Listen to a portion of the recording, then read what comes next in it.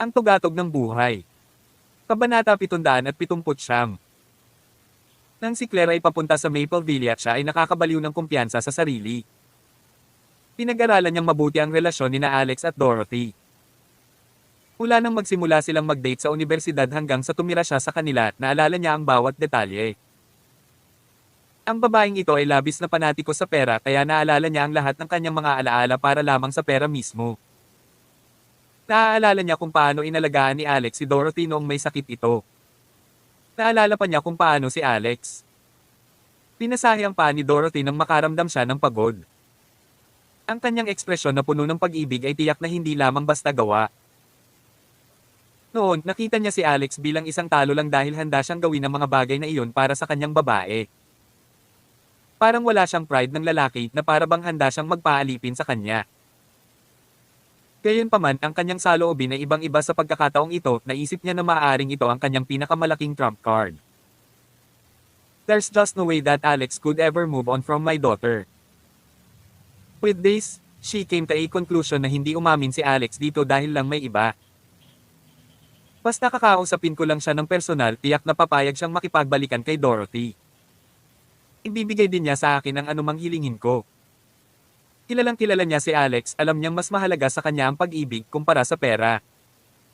Ang tanga niya, pero parang ang cute niya. Paano ko pa ipakapulupot sa mga daliri ko? Pagdating ni Claire sa Maple Villa, masaya pa siyang nag-hum. Ang kanyang boses ay kakaibang malambing na nanggaling sa isang katulad niya. Sabay na dumating sina Brittany at Maya sa entrance ng kanilang lugar. Nagpunta ang dalawa sa supermarket at bumili ng mga groceries. Pagpasok pa lang nila ay napansin na nila si Claire nakaupo sa harap ng gate nila. Sa katotohanan, ang isa sa mga susi sa Maple Villa 8 ay nasa Dorothy pa rin, si Claire ay walang ideya tungkol doon. Dahil naramdaman ng steel gate ang susi mula sa loob ng sasakyan, bumukas ito para sa kanila. Sumunod naman si Claire habang nakaparada ang sasakyan sa loob. Kanina lang nakayuko si Claire, naghahanap ng impormasyon tungkol sa Lush Cosmetics. Nalaman niya na ang isang bote ng cream na pangtanggal ng peklat ay may bid na hanggang 10 milyong dolyar. Siya ay nabigla. Kanina lang isang babaeng celebrity ang nahuli sa isang car crash na nagdulot ng galos sa kanyang mukha. Kahit papaano ay nalaman ng celebrity ang tungkol sa cream na pangtanggal ng peklat ng Lush Cosmetics at inihayag sa publiko ang kanyang presyo dahil mukhang hindi niya ito makuha. Gayunpaman, hindi pa rin siya nakakabili ng kahit isang bote lang. Ang pagkabigla ni Claire ay kasing lakas ng isang lindol. Kahit na hindi niya gusto si Brittany, siya ay labis pa rin humanga sa kung gaano naging sikat ang mga produkto ni Brittany. Nakatitig pa rin siya sa screen, hindi pinansin ang mga tao sa loob ng sasakyan. Akala niya ay mayroon si Alex. Umuwi kaya naman sinundan niya sila sa loob. Nakaupo pa rin sina Brittany at Maya sa sasakyan, nalilitong nakatingin sa isa't isa. Ininaan ni Maya ang boses. Hindi ba iyan ang ina ni Dorothy? Bakit siya naghihintay sa gate namin? Tingnan mo, papalapit na siya. Si Brittany ay mukhang sobrang sama ng loob na para bang nakakain siya ng langaw. Napabuntong hininga siya at sinabing, gusto kong makita kung ano ang ginagawa niya. Binuksan niya ang pinto at lumabas ng sasakyan. Nang mapansin ni Claire na nakahils ang bumaba sa sasakyan ay nalaglag ang puso niya. Babae. Hindi ito ang orihinal kong plano. Agad niyang kinalma ang sarili. Okay lang, kailangan ko lang makausap si Alex ng personal. Tiyak na makukumbensi ko siya hanggat gusto ko. Gayunpaman, ang sumunod niyang nakita ay nagpalundag sa kanyang puso. Tawag. I-prick. I-click. I-subscribe kwentong nobela. Kabanata 780. Ang babaeng bumaba sa sasakyan ay si Brittany na medyo matagal nang hindi bumabalik. Matapos mapagtanto kung sino ito, halos gusto ni Claire na tumakas at tumakas. Napansin ni Brittany ang kanyang kaba at malamig na ngumiti habang papalapit kay Claire. So, Ms. Bardo, bakit ikaw? Naghihintay sa bahay ko. Naikuyom ni Claire ang kanyang mga kamao para mag-ipon pa ng lakas ng loob. Napangiti siya at sinabing, oh, hello, kababalik mo lang, my dear-in-law, ay putol ni Brittany sa kanya. Tumigil ka nga dyan, hindi na tayo in-laws, don't call me that. Awkward na ngumiti si Claire. O wag mong sabihin yan. Minsan in-laws, laging in-laws, di ba? Nagdilim ang ekspresyon ni Brittany. Claire Bardo, ano bang sinasabi mo? Nakipag-divorce na ang anak ko sa anak mo, so paano pa tayo mga in-laws? Walang swerte ang pamilya namin na maging in-laws mo. Sabihin mo lang kung para saan ka nandito. Ngunit ipapaalam ko sa iyo na hindi ka namin tinatanggap. Ininsultaw ni Claire si Brittany sa lahat ng paraan sa kanyang isipan. Gayunpaman, nagpatuloy siya sa pagngiti. Well, nandito lang ako para kausapin si Alex. Tumanggi si Brittany. Sa halip, kausapin mo ako.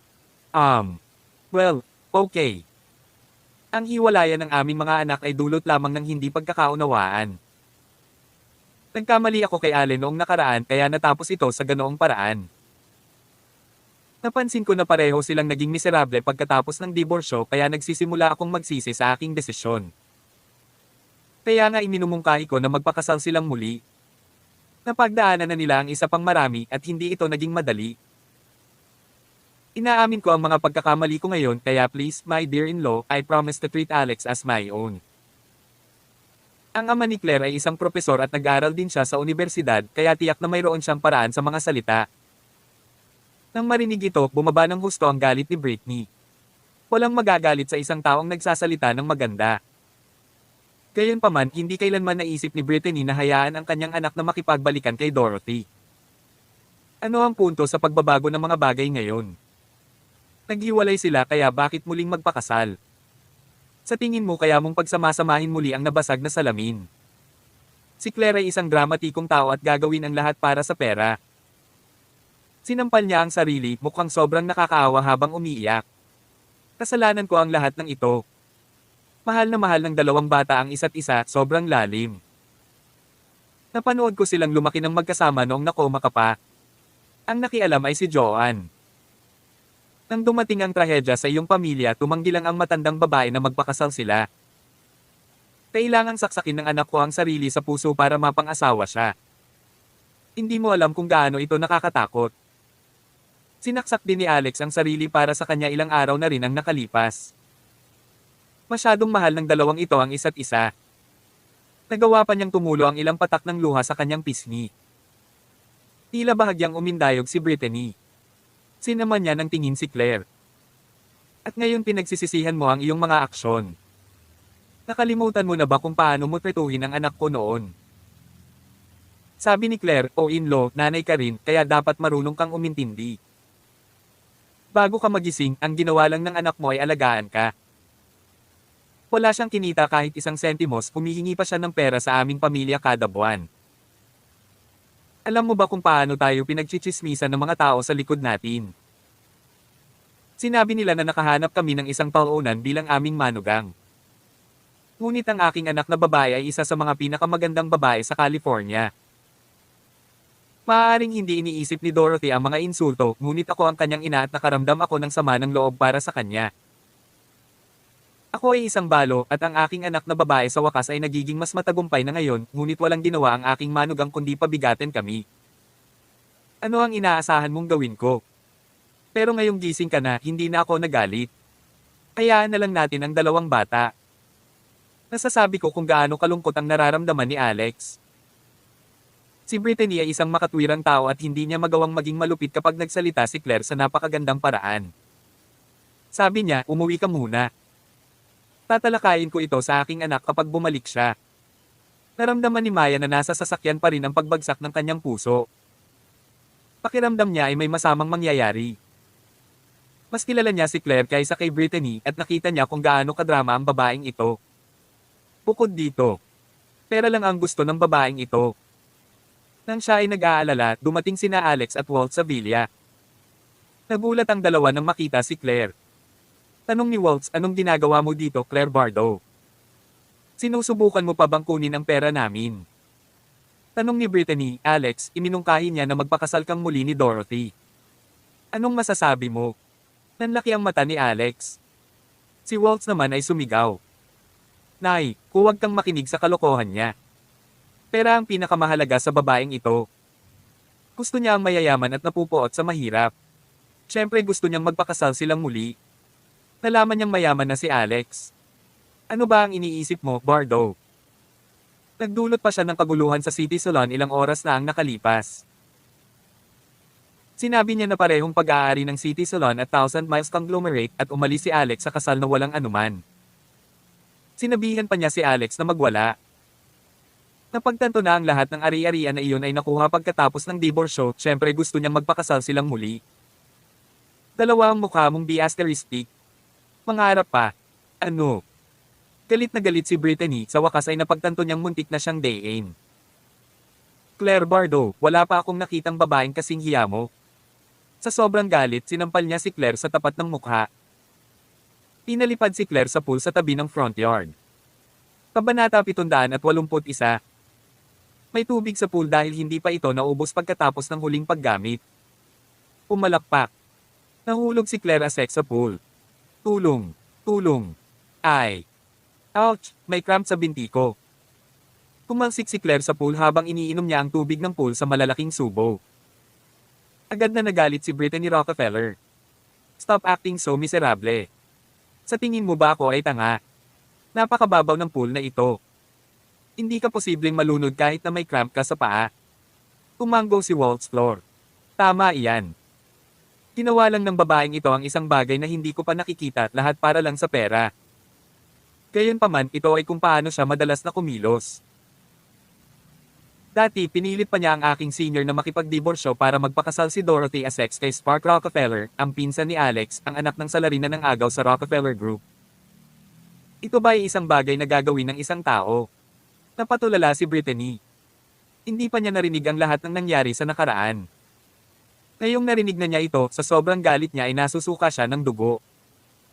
Pagkatapos ay malamig niyang tiningnan ang anak. Bakit hindi mo sinabi sa akin ang tungkol dito? Mula ngayon, dapat mong putulin ang lahat ng relasyon kay Dorothy. Hindi ako papayag na bastyusan ng ganito ang anak ko, sabi ni Brittany. Naiintindihan. Tumanggo si Alex Rockefeller na wala sa isip. Sa sandaling iyon, napansin ni Alex na talagang lumulubog si Claire. Mukhang may cramp talaga siya sa binti, mabilis niyang sabi. Nagmamadaling kinuha ni Alex ang kanyang telepono at susi ng kotse sa kanyang mga bulsa bago tumalon sa pool. Sa sandaling hinawakan niya si Claire sa kanyang kamay, kumapit ito kay Alex na para bang ito ang kanyang lifeline. Hindi siya papakawalan kahit anong mangyari. Samantala, ang mga paa ni Alex ay dumampi sa ilalim ng pool, ngunit kalahati ng kanyang katawan ay nasa ibabaw ng tubig. Iyon ay dahil ito lamang ang mababaw na zone ng pool. Ang antas ng tubig ay hindi hihigit sa 1 metro ang taas. Hoy! Ayos na ba ang cramp mo ngayon? Pwede mo na akong bitawan. Hindi ka mamamatay. Ngunit si Claire ay nakakapit kay Alex na parang koala bear na may nakakatakot na hitsura sa kanyang mukha. Ito ay awkward. Naka-white t-shirt lang si Claire. Ngayong basang-basa na ito, parang wala siyang suot na damit. Dahil dito, hindi lang naging awkward si Alex, kundi maging sina Brittany, Waltz at Maya Howards ay may kakaibang ekspresyon sa kanilang mga mukha. Bumitaw na lang si Claire matapos siyang buhati ni Alex palayo sa pool. Pagkalapag pa lang ng mga paa niya sa lupa ay inabot niya si Alex para sampelan. Sa kasamaang palad, siya ay nakaligtaan. Palaki. Ang iyong buong pamilya ay sinusubukang patayin ako, hindi ba? Brittany, ikaw ay walang utang na loob. Hindi mo ba alam kung sino ang nagbayad para manatili ka sa ospital noong ikaw ay nakoma? Ako. Kung wala ako, matagal ka ng patay. Magkakaroon ka pa ba ng pagkakataong magpakitang gilas dito? Kung wala ako, ang anak mo ay namamaalamos sa hindi kilalang kalye.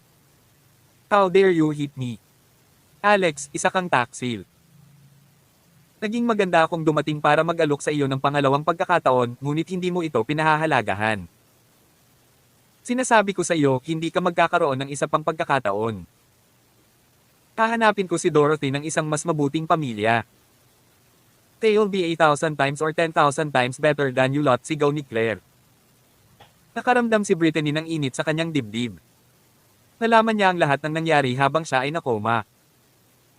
Kinailangang magtrabaho ang kanyang anak na parang kabayo sa pamilyang Asek, ngunit kumikita lamang ng 10,000 dolyar sa sweldo. Ang mga regalo sa kasal na ibinigay ni Brittany sa pamilyang Asek, bukod pa sa iba't ibang mga regalo, ay mas nagkakahalaga na. 30 milyong dolyar. Ang kabuuang 100,000 dolyar ay maliit kung ihahambing. Nagtaas ng kamay si Brittany, sasampalin sana si Madam Claire. Gayunpaman, natambo ni Alex si Claire gamit ang isang sundot ng kanyang daliri bago ito magawa ni Brittany. Dahil sa paggalang kay Dorothy as ex, hindi niya maaaring pahintulutan ang mga bagay na maging masyadong malayo sa kontrol. Kung tutuusin, si Dorothy ang babae niya. Nay, ang babaeng ito ay masungit dito kaya pauwiin ko na siya. Sabi ni Alex. Bakit mo siya pinapauwi? Just throw her out, malamig na sagot ni Brittany. Hindi magandang ideya na iwan siya doon ng ganito. Isang malaking problema ang lilito kung may aalis kay Claire at ginahasa siya. Sa huli, hinitid ni Alex si Claire pabalik sa villa ng pamilya Asek sa kanyang sasakyan. Noon, si Dorothy ay nasa hardin. Tawag. I-prick. I-click. I-subscribe kwentong nobela. Kabanata 782. Medyo nagulat si Dorothy Asek nang makita si Alex Rockefeller na bumaba sa kotse. Lalong nakakagulat ng buhati ni Alex ang isang basang Claire Asek palabas ng sasakyan. Anong nangyari? Mahinang tanong ni Dorothy. Mapait na tumawa si Alex. Biglang tumakbo ang nanay mo papunta sa pwesto ko. Nagkataon na nasa bahay ang aking ina. Masyadong. Nagsimula silang magtalo at siya. Hindi sinasadyang nahulog siya sa swimming pool. Nandoon siya para pag-usapan ng tungkol sa pagpapakasal nating muli, hindi ba? Tanong ni Dorothy. Paano mo nalaman? Tanong ni Alex. I could guess. Ipaubaya mo siya sa akin. Marahil ay dapat kang umuwi upang aliwin ang iyong ina, sabi ni Dorothy. Hindi ka galit? Tanong ni Alex. Napabuntong hininga si Dorothy. Bakit naman ako magagalit? Siya ang nagtanong nito. Nang ibigay ni Alex si Claire kay Dorothy, mabilis nitong pinisil ang mga suso nito. Nagdulot ito ng kagandahan ni Dorothy. Nanliit ang mga mata at tinitigan siya nito ng panandalian. Sa gulat nila, nagising talaga si Claire noon. Pagkagising niya ay sinimulan na niya ang paghampas kay Alex. Sinabi niya ang pinaka-nakakatakot na mga bagay. Maging si Beatrice Asek na nag-aaral kung paano magluto sa bilya ay na-alerto sa nangyayari at lumabas. Si Beatrice ay excited nang makita si Alex. Habang iniisip niya kung paano siya mapabilib, tumakbo si Alex dahil hindi siya makatayo at sinisigawan ni Claire. Matapos sumigaw si Claire ng ilang sandali, napagtanto niyang tila walang pakialam sina Dorothy at Beatrice. Kayong dalawa ba ay anak ko? Nataman ako doon at muntik nang mawalan ng buhay matapos itapon sa A. Swimming pool. Bakit wala kang sinabi para ay pakitang nagmamalasakit ka? Tanong ni Claire. Tiyak na hindi ka hahayaang malunod ni Alex, nakapout na sabi ni Beatrice. Ikaw, napakabuti mong anak ko, sabi ni Claire. Huwag mo na ulit gagawin ang mga katangahang ganito. Hindi na kami muling magpakasal ni Alex, sabi ni Dorothy. Galit nang umuso si Claire. Huwag kang mag-alala. Sa pagkakataong ito, hindi ako papayag na pakasalan mo siya kahit na gusto mo. Hahanap ako ng manugang na 10 milyong beses na mas mahusay kaysa sa kanya. Hindi mapakali si Dorothy na sumagot sa kanya. Napahikab siya at bumalik sa couch para tingnan ang screen ng computer niya. Asterisk. Si Richard Asterisk. Sa kanyang pag-uwi, tinawagan ni Alex si Sky Melves mula sa Divine Constabulary. Kapitan Melves. Sabi ni Alex. Alex, pinag-uusapan ka lang namin ni Ana. May oras ka bang uminom? Tanong ni Sky. Uminom, gawin natin ito sa ibang araw. May iba akong ginagawa ngayon. Gusto kong tanungin ka kung nasa paligid ang babaeng doktor na iyon, si MS Nenomi. Sabi ni Alex. Hinahanap mo ba si MS Nenomi? Sa kasamaang palad, bumalik siya sa Hygeia Valley at hindi na siya babalik. Isang sandali. Kailangan mo ba ng tulong niya sa isang bagay na mad-alien? Tanong ni Sky. Ito ay medyo urgent. May phone number ka ba niya? Tanong ni Alex. Magiging mahirap iyon. Ang Hygeia Valley ay isang espesyal na lugar na walang signal para sa mga telepono. Hindi ko rin siya mahanap ngayon. Kailangan nating maghintay hanggang sa mag-isa siyang umalis sa lambak. Kung may apurahang bagay, maaari mong sabihin sa akin ang tungkol dito. Baka sakaling makatulong ako, sabi ni Sky. Gusto kong bumili ng ilang halamang gamot sa Hygeia Valley, diretsong sabi ni Alex. Hindi talaga makakatulong si Sky sa mga ganitong bagay. Umalaklak si Alex. Ayos lang. Mag-iisip ako ng ibang paraan. Paano ito? Maaari mong sabihin sa akin kung ano ang mga halamang gamot na kailangan mo at titingin ako sa paligid para sa iyo. If I find any, I'll contact you, sabi ni Sky. Sige. With that, sinabi ni Alex kay Sky ang 3 uri ng herbs na kailangan niya. Matapos makipag-chat saglit, ibinaba niya ang telepono. Nasa tabi ni Sky si Anna Coleman. Sir, ayaw mo bang malaman kung anong level na ngayon si Alex? Bakit hindi mo siya tinanong? Masyado akong curious. Masyadong. Sabi ni Anna. Umiling si Sky at tumawa ng mapait. If he's really like what you said, then his powers can no longer be. Sinusukat gamit ang conventional martial arts level. Ang mga cultivation guro ay nasa isang mas mahiwagang liga ng kanilang sarili. Pinamaliit ko siya. Ang isang tulad niya ay tiyak na magiging isang kilalang tao sa hinaharap. Ana, dapat mas marami kang oras kay Alex. Malaki ang pakinabang nito sa iyo. Kabanata 783. Sa bahay, maraming babae ang abala sa pagluluto ng masaganang hapunan. Tulad ng para sa nagninangas na batang babae, si Susako, naramdaman ni Alex Rockefeller na dapat pa rin siyang manatili sa Hells Angels. Nagpasya siyang hayaan sina Waltz Floor at Asher Storm na disiplinahin siya. Kapag tapos na siya sa pakikitungo kay Kristen Coleman, iisipin niya tungkol sa kung paano siya gawing isang kapaki-pakinabang na sidekick mula sa isang piraso ng scrap. Samantala, sa bahay ng pamilya Coleman ng Missouri. Ang ulo ng pamilya, si Wesley Coleman, ay nakikipag-usap sa telepono kasama ang isang tao mula sa pamilyang C ng Alaska. Ang tawag ay kay Nelson C., ang pinuno ng pamilya C. Ang pamilya C ay isa rin sa 8 maharlikang pamilya sa Amerika at hindi sila mahina sa kanilang mga kakayahan alinman.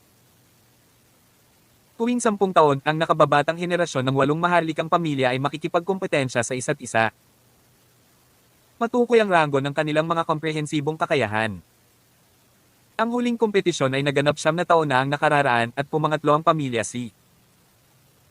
Pagkatapos ng 9 na taon ng paglaki at pag-unlad, ang mga alagad ng pamilya C na nakamit ang makabuluhang ranggo sa huling kompetisyon ay talagang lubos na bumuti. Ang mga komprehensibong kakayahan ng pamilya C ay naging mas malakas kaysa sa pamilya Coleman. Sa nakalipas na ilang taon, naging walang malasakit si Nelson sa pamilya Coleman. Tatanggihan pa niya ang ilang pagkakataong naimbitahan siya sa kanilang mga piging na may mga dahilan. Ngunit ngayon, lumitaw si Kristen Coleman nang wala sa oras at naging pinakabatang eksperto sa Earth sa Amerika. Bukod dito, si Kristen ay inaasahang maging pinakabatang Grandmaster sa kanyang henerasyon batay sa kanyang mabilis na pagpapabuti. Sa pagkakaroon niya ng walang limitasyong kinabukasan, iba ang sitwasyon para sa pamilya Coleman ngayon. Ginoo. Coleman, ngayon ko lang nabalitaan na si Kristen ay makikipagtipan sa isang normal na babae mula sa pamilya Stormer ng Michigan ngayong Biyernes. Naku, Mr. Coleman, ikaw ay tunay. Bueno, gusto kong ipakilala ang aking orihinal na apo, si Angela C. kay Kristen. Kung ikukumpara sa isang normal na babae, natural na mas bagay si Angela. Siya, naiinis na sabi ni Nelson. Malamig nang umiti si Wesley. Natural, alam niya kung ano ang ginagawa ni Nelson. Di mo ako pinapansin noon.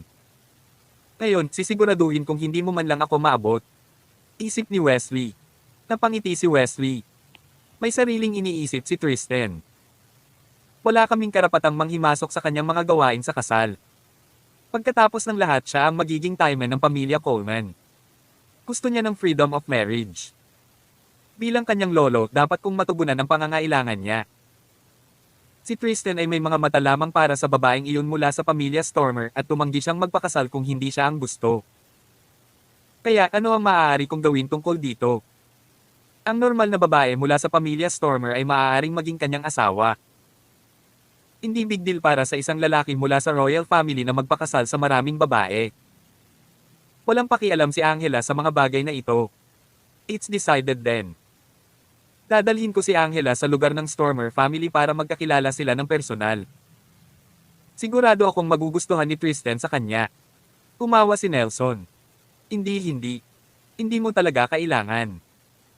Kailangan pang mag-focus ni Kristen sa martial arts. Pagkatapos ng lahat, para sa isang taong gustong maabot ang ranggo ng Grandmaster sa loob ng 5 taon, ang pagkakaroon ng napakaraming babae ay magiging isang pabigat. Maliban na lang kung one of a kind ang babaeng ito sa mundong ito, hindi na talaga kailangan. Hindi ka ba sumasang-ayon, Mr. C? Wesley. Nagmamadaling tumanggi. Nagmura si Nelson sa kanyang puso nang marinig niya ang tugon ni Wesley, ngunit napatawa na lamang siya. Sa huli, siya. Ipinaalam na naroon pa rin siya sa Biyernes para ipakita ang kanyang suporta. Nang matapos ang tawag, malamig na ngumuso si Wesley. Nakaramdam siya ng labis na pagkasira. Dad, noon nagdahilan si Nelson na sumakit ang tiyan niya nang tumanggi siyang dumalo sa ika-80 mong birthday party. Ngayon, mayroon na siyang lakas ng loob na tawagan ka ng personal at subukang itugma ang kanyang apo sa apo mo. Matagal ko nang narinig na napakagulo ng personal na buhay ni Angela. Hindi ko na mabilang ang bilang ng mga aborsyon na ginawa niya. Kung si Tristan ay nagpakasal sa isang babaeng tulad niya, ito ay magiging kasawian ng aming buong pamilya, sabi ni Abel Coleman kay Wesley. Malamig na ngumuso si Wesley. Ang pamilya C ay wala. Para sa kompetisyon sa susunod na taon, hihigitan ng pamilya Coleman ang pamilya C. Pagdating ng panahon, tatapakan ko ang buong pamilya C. Mula sa tono ng boses ni Wesley, mas marami siyang beef kay Nelson kaysa kung ano ang ginagawa niya. Umawa si Abel. Si Nelson ay isang hanggal na matandang lalaki sa pag-aakalang si Zendaya ay isang ordinaryong babae. Wala siyang ideya na siya ay isang walang kapantay na pugan sa mundo. Ang aming pamilya lamang ang makakakilala nito gamit ang aming lihim na pamamaraan. Pinsan Tristan. Nakuha ang red pill ni Zendaya at pinagsama ito sa pangmatagalang paglilinang, magkakaroon ng pag-asa na makamit niya ang ranggo ng Grandmaster sa loob ng 1 taon. Si Wesley ay tila maningning at masungit habang nagsimula siyang tumawa ng malakas. Hindi niya alam pilit na ibinigay ni Zendaya ang kanyang red pill kay Alex Rockefeller. Kung ginawa niya, gagawin niya malamang samuka ng dugo. Iniisip ng lahat na si Tristan ay makakaakyat lamang sa ranggo ng Grandmaster sa oras na siya ay 35 taong gulang, ngunit magagawa natin iyon sa loob ng 1 taon. Pagdating ng panahon, magugulat ang lahat at darating sila para magbigay galang. I will make the Coleman family the leader of the 8 royal families, sabi ni Abel bago tumawa din ng malakas. Tawag. I pre. I-click. I subscribe kwentong nobela. Kabanata 784. Si Tristan Coleman ay anak ni Abel Coleman. Pagdating ng oras, mas mararamdaman niya ang pagmamalaki kaysa kay Wesley Coleman. Ang mga nagawa ng isang anak ay sumasalamin sa tagumpay ng isang ama. Ito marahil ang ibig sabihin ng kasabihan. Sa sandaling iyon, nagmamadaling pumasok si Tristan at ang isa pang binibini. Bale Tristan, medyo maganda rin ang hitsura ng dalagang iyon. Isa siya sa pinakamagandang babae sa mundo. Siya si Baiko, isa sa 4 na dakilang prinsesa. Gayunpaman tila sabik na sabik siya. Tumingin sa kanya si Wesley saglit bago ito kumunot ang noo. Tristan, anong nangyari? Bakit parang malungkot kayong dalawa? Nawawala si Sergio, sabi ni Tristan. Ano? Si Wesley at Abel na kanina lang ay tumatawa ng baliw, ngayon ay parang kinikilabutan na parang nakalunok lang ng langaw na halos nakakatawa na. Maya-maya, dilat ang mga mata ni Wesley.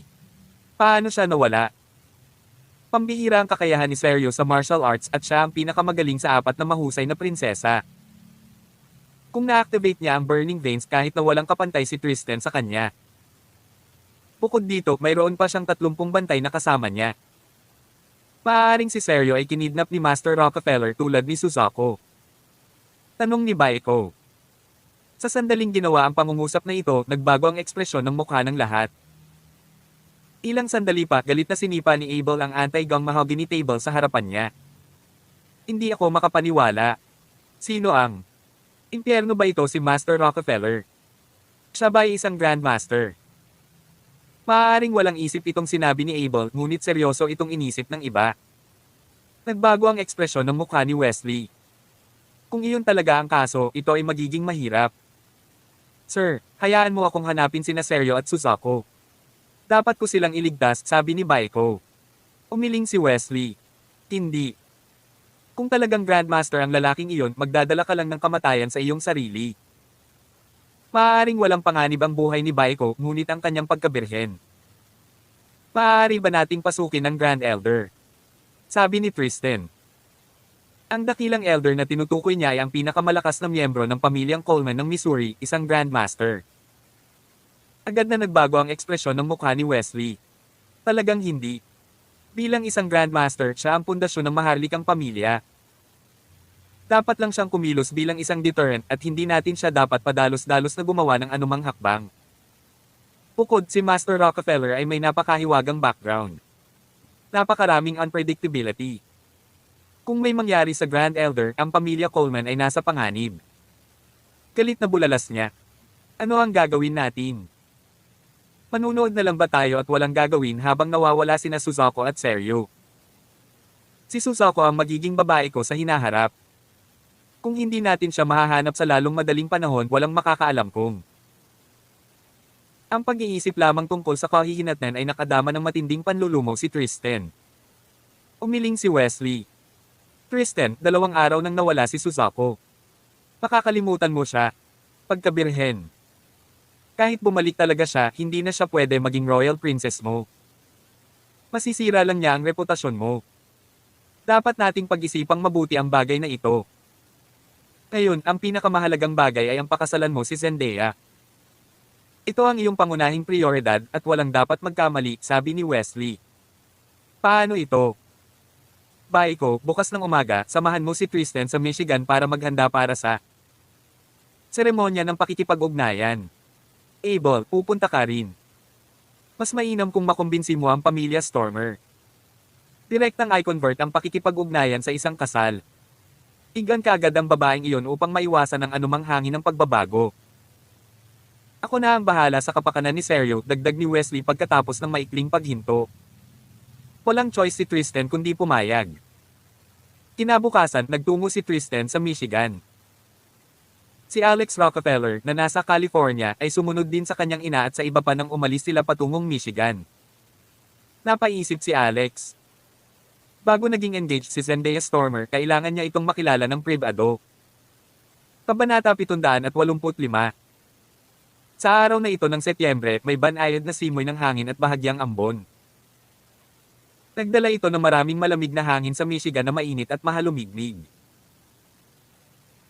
Nakaupo si Alex Rockefeller sa harap ng salamin na bintana sa isang kafe habang nagmamadaling nakatingin sa mga naglalakad na dumadaan habang umaambon sa labas. Ang mga dekorasyon ng maliit na kafe ay tila hindi gaanong gastos. Bukod sa isang babaeng waitress na nasa 30s at ang babaeng amo, may 3 babaeng mahaba ang paa na mukhang estudyante sa unibersidad. Bagamat napakaganda ng kanilang pananamit, walang mata si Alex sa kanila. Ang kanyang isip ay ganap na nakatuon sa musikang pinapatugtog sa kafe. Ang kanta ay walang iba kundi ang 3 Lifetimes ni Zendaya Stormer. Wendy, tingnan mo ang gwapong iyon. Hindi na siya lumilingon minsan sa direksyon namin simula nang pumasok siya. I bet katatapos lang ng relasyon niya. Anong problema? Attracted ka ba sa kanya? Bakit hindi mo subukang ligawan siya? Maaari itong maging isang maganda at nakakaantig na kwento ng pag-ibig na karapat-dapat na gawing isang awit ng pag-ibig. Gayunpaman, natatakot ako na baka. Huwag kang pansinin. Sok. Ako si Mira Sands. I can guarantee na ibababa ko siya. Hindi maalis ng tingin ng 2 babaeng estudyante sa universidad si Alex. Parang sobrang attracted sila sa kanya. Gayunpaman, ang batang babae na nakaupo sa pinakaloob na seksyon ay may walang malasakit at mapang-asar na tingin sa kanyang mga mata. Nang makita niyang tatayo na talaga ang mga kaibigan niya ay dali-dali niya itong hinatak. I-save mo, kayong 2. Grabeng panghuhusga pa rin kayong 2 sa kabila ng napakatagal kong kasama. Hindi ko na alam ang sasabihin ko. Siguradong sira ang lalaking iyon. Nakaupo lang siya doon para umarte. Kung pupunta ka, nahulog ka sa kanyang bitag. Sa tingin mo ba hindi ko masasabing sadyang nagpapanggap lang siyang depressed? Panunuya niyang sabi. Lucy Quinten, paano mo nasabi? Umuso ang babaeng nagngangalang Lucy Quinten. Tignan mo yung damit niya. Nakasuot siya ng lumang disenyo ng kasuotang pang-sports ng Adidas at ang kanyang sapatos ay isang lumang bersyon mula sa Nike. Lahat ng isinusuot niya ay nagdaragdag ng mas mababa sa $1,000. Umorder lang siya ng isang baso ng lemon juice mula nang pumasok siya at halos 1 oras na siyang nakaupo doon. Ano pa kaya siya kundi isang broke dude? Sinasabi ko sa iyo, kung nais mong makahanap ng isang kasintahan, dapat mong itakda ang iyong mga mata sa tamang target. Ang mga lalaking katulad niya ay sinungaling o baliw-dods. Maliwanag, mas may impluwensya si Lucy sa grupo. Matapos marinig ng dalawang kaibigan ang sinabi niya, agad nilang ibinasura ang kanilang mga ideya.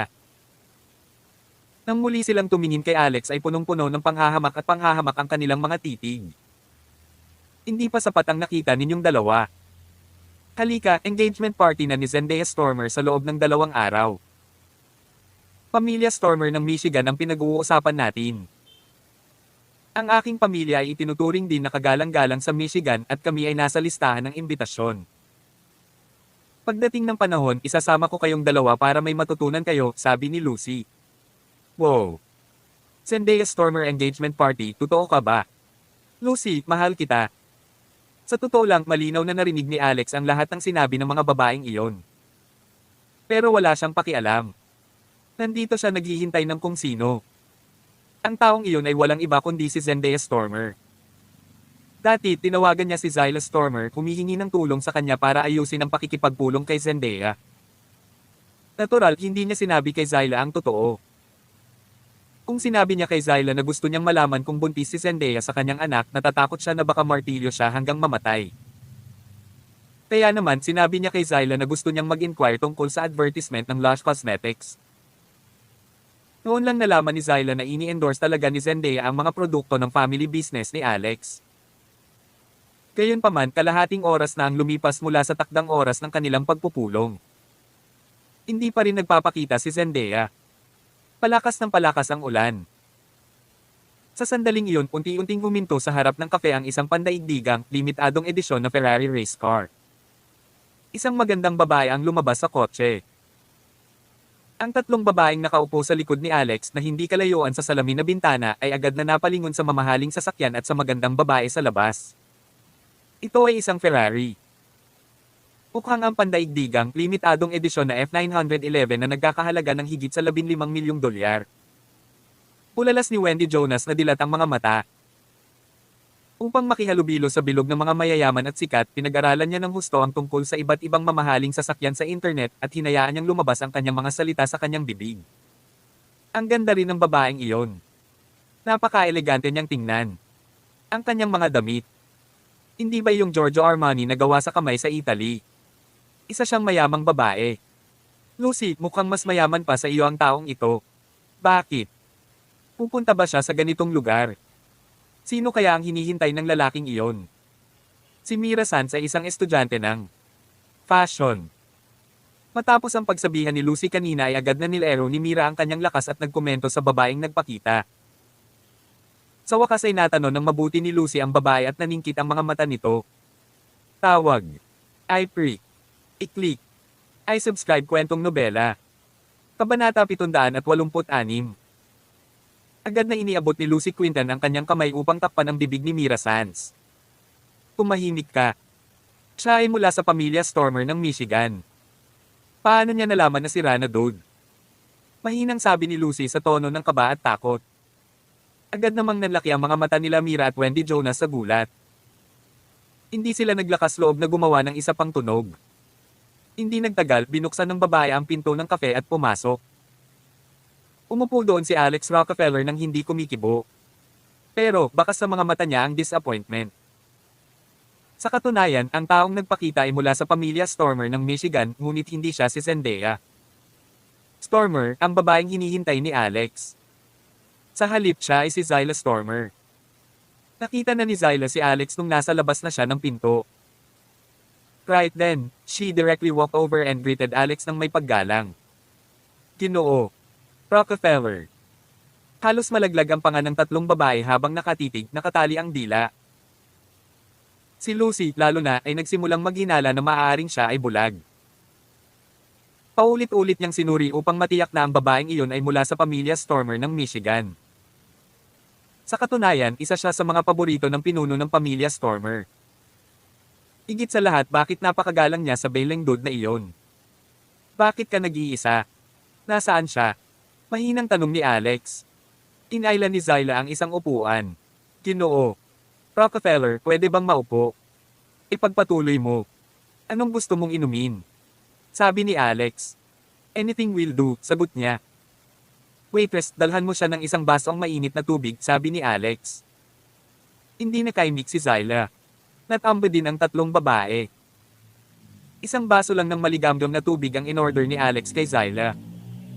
Ito ay masyadong casual. Sa katunayan, ito ay sumasalamin kung gaano kahirap si Alex. Gayunpaman, ang mga babae ay hindi kapani-paniwalang nagulat. Ito ba ang makatutuhanang bersyon ng relasyon ng prinsesa at karpintero batay sa pabula? Si Zyla, isang taong maaaring ituring na isang prinsesa sa Michigan, ay talagang umibig sa isang sirangdod. At siya ay hinahabol siya ng husto. Ikaw ay nasa iyong regla.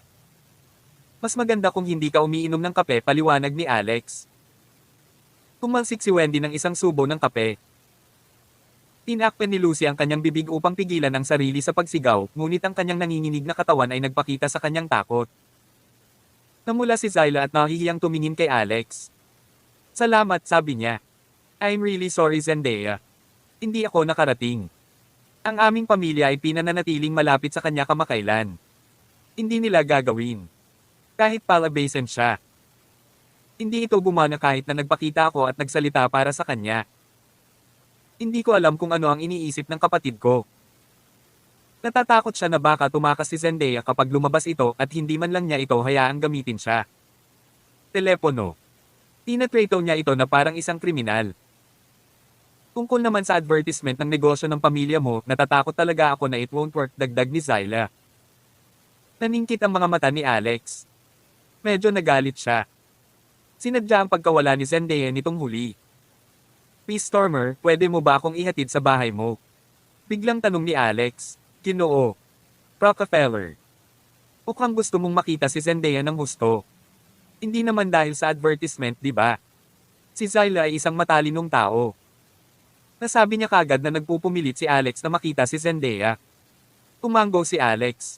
Sige. Sasabihin ko sa iyo ang totoo. May ninakaw si Zendaya sa akin. Gusto kong bayaran niya ang mga pinsala. Natigilan si Zyla. Kung nalaman niyang ninakawan ni Zendaya si Alex ng kabaklaan nito, baka mapasigaw pa ito sa gulat. Samantala, si Lucy at ang dalawa pang babae ay mukhang gulat na parang nakakita ng multo. Kabanata 787. Ano ang ninakaw ni Zendaya sa iyo? Ano ito? Baka hindi pagkakaunawaan. Tanong ni Zyla Stormer. She really was too shocked. Napakalapit ni Zyla kay Zendaya Stormer. Bagamat tiyahin siya ni Zendaya, nagkaroon sila ng bonding na parang magkapatid. Kung tutuusin, magkatabi pa sila sa iisang kama. Sa madaling salita, kilalang-kilala ni Zyla si Zendaya kaya nabilang niya ang bilang ng mga birthmark sa katawan ni Zendaya. Well, walang kahit isang birthmark sa Zendaya. Sapat na itong patunay na kilalang-kilala ni Zyla si Zendaya.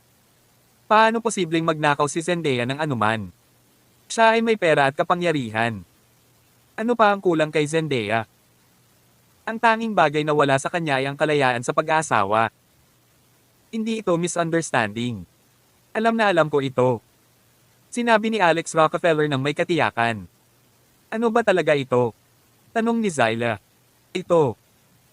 Medyo mahirap ilarawan pero nag-aalala ako na baka aksidenteng mapatay ni Zendaya ang isang tao. Pagkaraang nakawin sa akin ang bagay na iyon. Grabe naman yun. Kailangan ko siyang makita, sabi ni Alex. Base sa kung gaano kaseryoso si Alex, naging malungkot din ang ekspresyon ng mukha ni Zyla. Pagkatapos mag-isip para sa isang sandali, naniwala siyang sa wakas ay naunawaan na niya ang ibig niyang sabihin. Si Alex ay si Master Rockefeller, isang bihirang cultivation guro. Narinig ni Zyla na ang mga cultivation guro ay may makapangyarihang mystical tool. Ang mga naturang bagay ay maaaring hindi mabibili ng pera. Siguradong ninakaw ni Zendaya ang mystical tool ni Alex. Karaniwang matinong tao si Zendaya. Bakit niya gagawin ang ganoong bagay? Sa totoo lang. Mr. Rockefeller, taos puso akong humihingi ng paumanhin sa iyo sa ngalan ng pag-uugali ni Zendaya. Napabuntong hininga si Zyla. Hindi mo kailangan. Sa totoo lang, hindi naman talaga ako natalo, sabi ni Alex. Anong ibig sabihin nito? Naiisip ni Zyla. Gayunpaman, hininaan ni Zyla ang kanyang boses nang magsalita siya. Paano ito? G. Rockefeller, hindi masyadong maginhawang gawin ito sa araw, ngunit maaari kitang dalhin sa Zendaya sa gabi. I'll get her to apologize sa'yo in person. Ano sa tingin mo? Umanggo si Alex. Oo naman, sabi niya. Hindi narinig ni Lucy Quinton at ng iba pang mga babae ang pangungusap na ito mula kay Zyla, ngunit nabigla sila sa kanilang sinabi. Narinig kanina. Wala sa kanila ang makakaisip na ang sirang dude na binanggit ni Lucy ay maaaring magkaroon ng ganoon. Isang malalim na relasyon sa pamilya Stormer ng Michigan. Nagnakaw pa si Zendaya sa kanya. Sino ang maniniwala dito kung may lumabas na salita? Sa kabaligtaran, parang naniwala si Zyla dito. Matapos maubos ang laman ng kanyang mainit na baso ng tubig ay nag-offer si Zyla kay Alex. Maaga pa. Mr. Rockefeller, pamilyar ka ba sa Michigan? Gusto mo bang ipakita ko? Nasa paligid ka. Gusto ko kasing pumunta sa Jade Market para mamasyal. Gusto kong pumili ng regalo sa pakikipag-ugnayan para kay Zendaya. Mayroon silang mga specialty ng Michigan sa panahon ng Republika. Ilang beses nang nakapunta si Alex sa Michigan, ngunit hindi talaga siya nagkaroon ng pagkakataong tuklasin ang mga lokal na kaugalian at tradisyon. Dahil wala namang ibang magawa, pumayag naman siya. Maya-maya, lumabas na silang dalawa sa kafe. Si Lucy at ang dalawa pang babae sa katabing mesa ay nakadama ng matinding kaiginhawahan. Nagsimula silang mag-usap sa isa't isa pagkatapos. Asterisk. Si Richie. Asterisk. Bagamat medyo hamopa na ang ulan, umuulan pa rin. Magkasabay na naglakad ang isang binata at babae sa Hansel Road. Pambihira ang vibe ng lalaki sa kanya habang ang babae naman ay parang marangal at maganda. Para silang perfect couple. Ang tanging namumukod-tangi ay ang lalaki ay nasa kanyang bulsa ang mga braso at ang babae ay may hawak na payong. Sinigurado niyang nakatikip siya ng husto dahil basang-basa ang isang balikat niya. Sila Alex at Zyla. Ang Hansel Road ay isang sikat na makasaysayang kalye. Sa itaas ay ang Hansel Temple. Sa panahon ng bagong taon, ang mga lokal sa Michigan ay pumupunta rito para sa Temple Fair. Ito ay nagiging lubhang kapanabik. Madalas akong pumunta dito noong bata pa ako. Mahinang ipinakilala ni Zyla ang lugar kay Alex. Sa ganitong ambon na panahon, isa sa kanila ang may payong habang naglalakad sa kalsada ng mga berdeng bato. Building sa magkabilang panig ng kalsada ay tila nakapagpapaalaala sa mga lumang panahon. Biglang naramdaman nila na parang bumalik sila sa panahon ng Republika sa Michigan. Pagkaraan ng ilang sandali ay lumingon si Alex kay Zyla. Tawag. I-Freak. I-Click. I-Subscribe kwentong nobela. Kabanata 788. Sa wakas, napagtanto ni Alex Rockefeller na si Zyla Stormer ay nababad sa kanyang balikat. Sa katunayan, nakasuot siya ng chiffon blouse na nagiging transparent kapag nabasa. Kitang-kita ni Alex ang isang mulberry. May kulay na strap ng bra. Habang bumababa ang kanyang tingin sa strap ng bra, isang magandang tanawin ang nakita. Inayaan ni Alex ang kanyang tingin na magtagal doon ng 2 segundo nang hindi niya namamalayan. Halos mapasigaw si Zyla sa gulat nang tumingin siya sa ibaba, itinulak ni Alex ang payong sa gilid niya. Nasasaktan ka na sa period cramps. Bakit hindi ka man lang nag-iingat? Hawakan mo ang payong at ibigay mo sa akin ang iyong kamay. Utos ni Alex. Bahagyang natigilan si Zyla. Bago pa siya makapag-react ay hinawakan ni Alex ang kamay niya. Isang kakaibang espiritual na kapangyarihan ng damaloy sa kanyang mga ugat. Pagkatapos noon, damaloy ito hanggang sa kanyang energy core sa lower abdomen niya. Bigla niyang naramdaman ang init sa ibabang bahagi ng tiyan niya. Ang sakit ng tiyan na naramdaman niya kanina ay nawala sa isang iglap. Napanganga si Zyla. Akmang magpasalamat siya kay Alex, may biglang nagsalita. Young man, I don't care who you are, bitawan mo siya agad at baliin mo ang isa mong daliri. Kung hindi, hindi ka makakaalis sa Hansel Road. Hindi binitawan ni Alex ang kamay ni Zyla. Sa halip, kumunot ang noo niya sa nagsalita. Ang lalaki ay tila nasa 27 taong gulang. Nagkataon na lumabas ang lalaking ito sa malapit na tindahan at nakita niyang hawak ni Alex ang kamay ni Zyla. Mukha siyang constipated at galit dahil naging berde ang buong mukha niya. Ang kanyang reaksyon ay halos parang hawak ni Alex ang kamay ng kanyang asawa. Tumingin ulit si Alex sa storefront. Ang tindahan ay mukhang medyo maharlika mula sa harapan.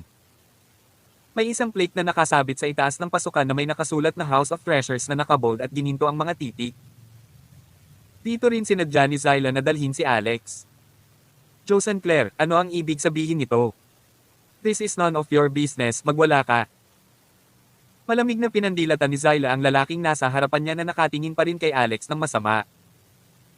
Malinaw, hindi nagustuhan ni Zyla ang lalaking ito. Nagsimula na ring sumimangot si Alex.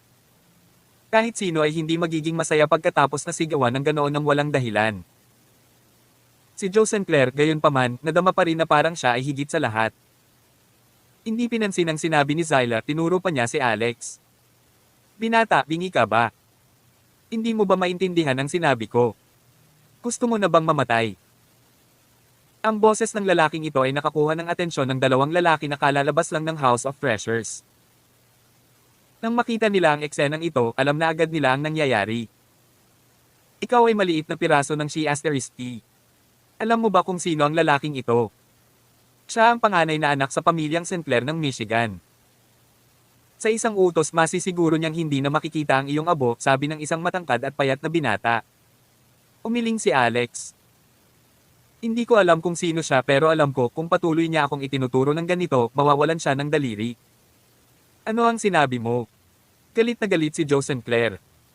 Inabot niya ang mga mata ni Alex gamit ang kanyang daliri.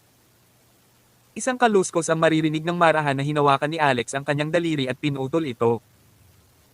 Natigilan si Joe gayon din ang kanyang mga kaibigan. Hindi nila akalain na may maglalakas loob na harapin si Mr. Sinclair sa bahaging ito ng Michigan. Alam nila na si Mr. Sinclair ay sinusuportahan ng isang napakalakas na puwersa na hindi kayang masaktan ng mga normal na tao. Nabali ang daliri ko. She-Asterisk ka.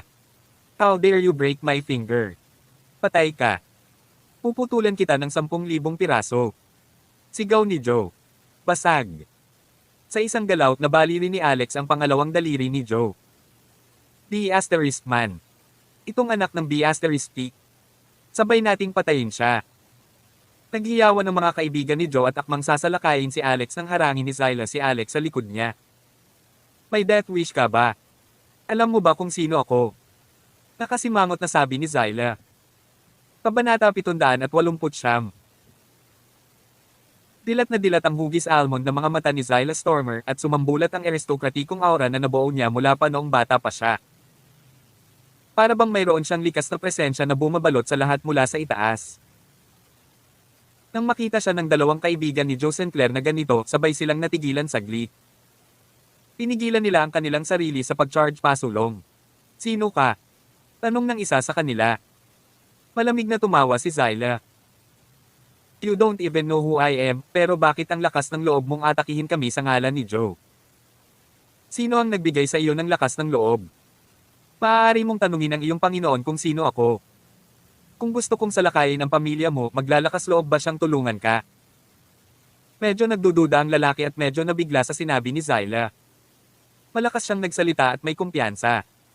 Parang hindi siya nambobola. Hindi maiwasan ng lalaki na tumingin kay Joe. Ginoo. Sinclair, totoo ba ang sinabi niya? Sino ba talaga siya? Inawakan ni Joe ang putol niyang daliri. Baka sa mukha niya ang sakit at hinanakit na patitig siya kay Alex. Para siyang makamandag na ahas na may kakayahang lumunin ng mga tao. Ang kanyang pangalan ay Zyla Stormer, sabi ni Joe. Ano? Zyla. Zyla Stormer mula sa pamilya Stormer ng Michigan. Princess Zyla.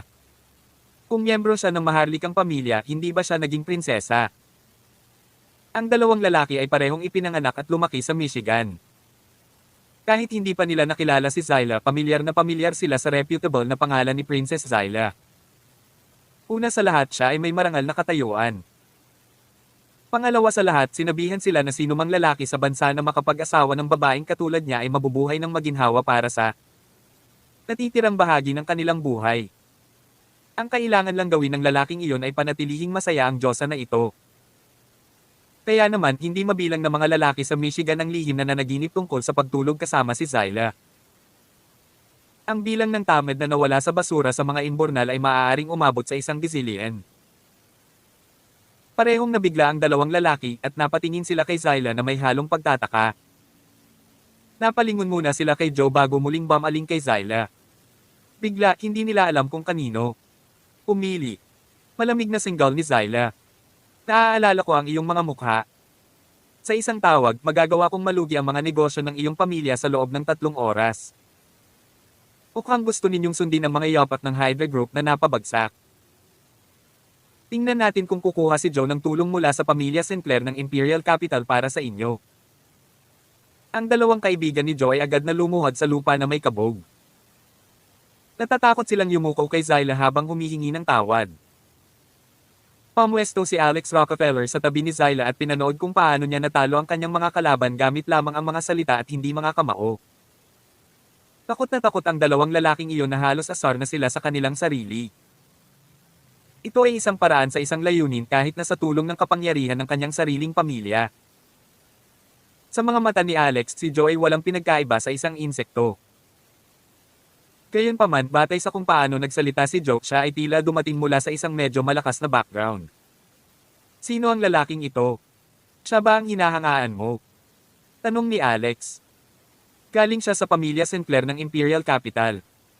Ang pamilyang Sinclair ay isa rin sa 8 maharlikang pamilya. Gayunpaman, ang taong ito ay anak lamang ng isa sa mga babae sa pamilyang Sinclair. Nang walang talento sa martial arts, napilitan siyang magpatakbo ng negosyo dito. Nagbukas siya ng isang tindahan ng alahas sa Michigan. Pero isa lang siyang basura. Dahil may mga business interaction ng pamilya niya sa pamilya ko, sinisikap kong maging mabait sa kanya bilang paggalang sa pamilya Sinclair. Gayunpaman, hindi ko inaasahan na tatawid siya sa linya ng ganoon. Sa tingin niya ay nakatayo siya na may chance with me, but it's just in his head, paliwanag ni Zyla. Kung ito ay isang normal na sitwasyon, si Zyla ay natural na hindi pagsasalita ng prangka. Pero ngayong nasa harap na siya ni Alex, medyo nakaramdam siya ng kaba sa hindi malamang dahilan. Natatakot siya na baka hindi maintindihan ni Alex na may nangyayari sa pagitan nila ni Joe. Kaya naman, ang bawat salitang binibitawan niya ay prangka at diretso sa punto. Halos maubo ng dugo si Joe nang marinig niya ito. Zyla, paano mo ako napagsalitaan ng ganyan? Bakit? Dahil ba sa sinira nitong katabi mo? Tanong ni Joe. So what if it is? Ano ang kinalaman nito sa iyo? Sa paningin ko, wala kang halaga kahit isang hibla ng buhok niya, sabi ni Zyla. Gustong umubo ulit ng dugo si Joe. Sige. Zyla Stormer, ikaw ay isang prinsesa mula sa pamilya Stormer ng Michigan. Sa totoo lang, wala akong magagawa sa iyo. Ngunit tuturuan ko ng leksyon ang sirang dude na ito. Tuda ko na tutulungan siya ng pamilya Stormer. Rehin mo ba siyang nililigawan sa likod ng iyong ama? Kung nalaman ito ng iyong ama, ang unang taong masasaktan niya ay ikaw, marahas na sabi ni Joe. Umiling si Zyla at ngumisi. Kilala mo ba kung sino siya? Gusto pang ang magbigay ng pamilya Coleman ng Missouri. Ang 4 na dakilang prinsesa sa kanya bilang regalo.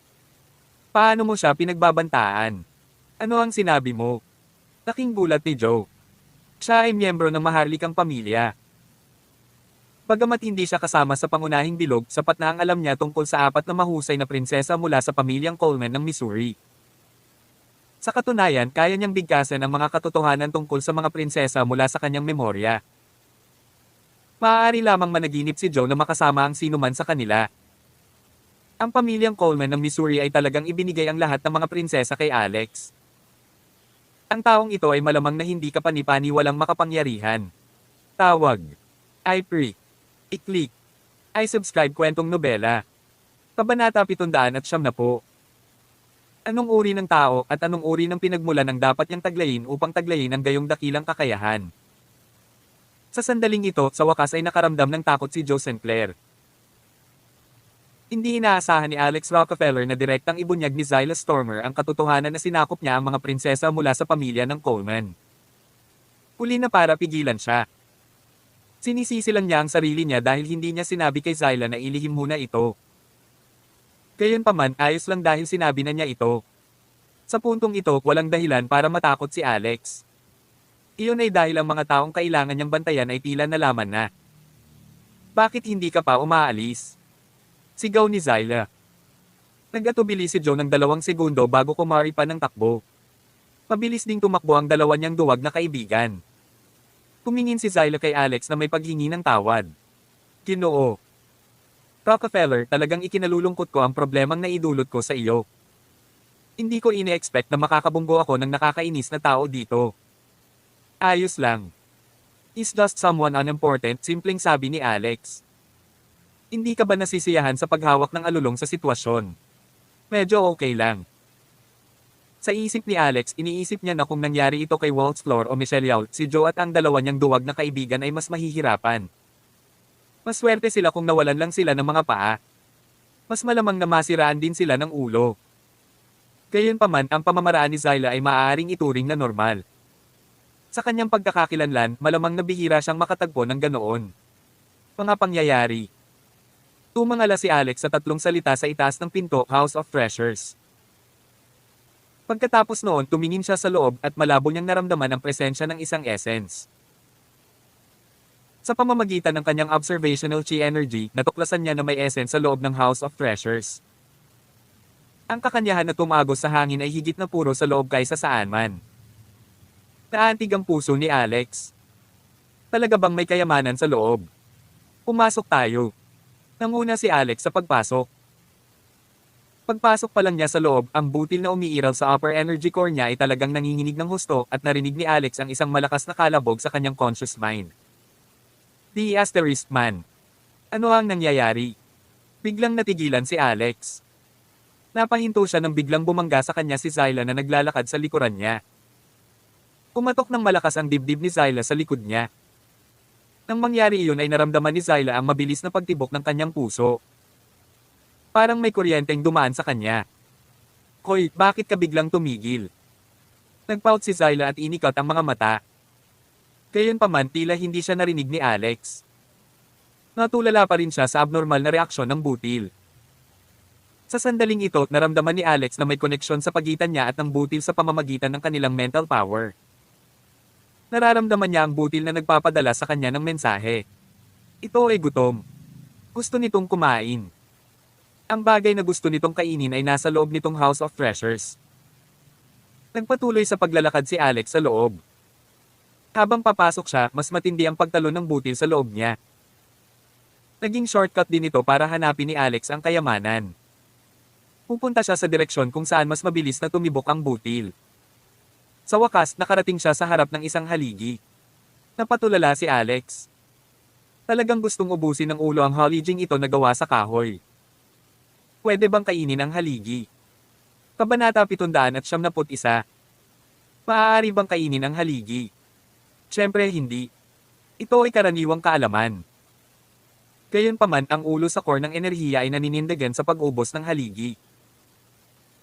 Sa hindi hinayaan ni Alex Rockefeller, lumundag ito na parang makulit na bata na nagpapasakit sa ulo ni Alex.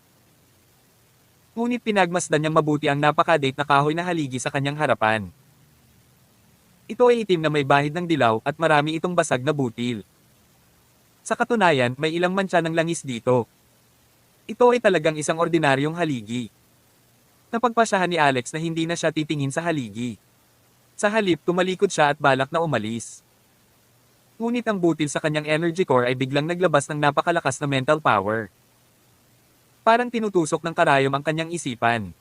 Array. Napaiyak si Alex sa sakit. Hindi lang nagulat si Zyla Stormer na nasa tabi niya kundi nagulat din ang babaeng sales assistant na lumapit sa kanilang dalawa na may dalang tsaa. Nanginginig ang kanyang mga kamay at nabaligtad ang tray sa kanyang mga kamay na naging sanhi ng mga tasa ng tsaa na bumagsak sa lupa. Maraming mga customers sa House of Treasures ang tumingin sa ibabaw ng hindi nasisiyahan. Ginoo. Rockefeller, anong nangyari sa iyo? Mabilis na tanong ni Zyla. Nawala sa isang iglap ang tusok na sensasyon. Ngunit hindi kailanman naramdaman ni Alex ang ganitong sakit sa kanyang buhay. Parang dinudurog ang kanyang kaluluwa. Mabilis niyang nilagay. Isang kamay sa haligi. Wala lang, bigla akong nakaramdam ng malakas na koneksyon sa kasaysayan ng haliging ito. Naalala ko ang mga araw ng dugo at apoy ng salakay ng mga kaaway ang lugar na ito at napaka-sentimental ko, sabi ni Alex. Agad namang napatingin sa kanya si Zyla at ang sales assistant na para bang nakatingin sa isang unggoy na marunong magsalita. Ang sales assistant sa partikular ay malamang na naisip si Alex bilang isang psychotic at mentally challenged na tao. Ginoo. Rockefeller, bakit hindi tayo umakyat sa itaas at tumingin sa paligid?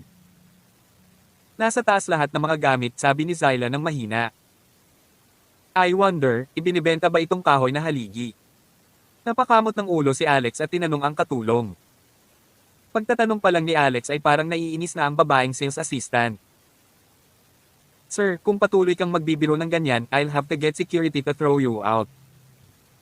Ito ay isang load-bearing pillar sa House of Treasures. Kung gusto mong bilhin ito, hindi ba ibig sabihin na gusto mong sirain ang buong lugar? Masyadong kakaiba ang ekspresyon ng mukha ni Zyla. Simula nang pumasok si Alex sa gusaling ito, kakaiba na ang kinikilos niya. Ngunit walang pagpipilian si Alex. Kung hindi, baka ulitin ng darn bid na iyon ang ginawa nito kanina. Sobra na. Para mahawakan ni Alex. Bibilhin ko ito sa anumang halaga, determinadong sabi ni Alex. Naging madilim ang ekspresyon ng mukha ng babaeng sales assistant.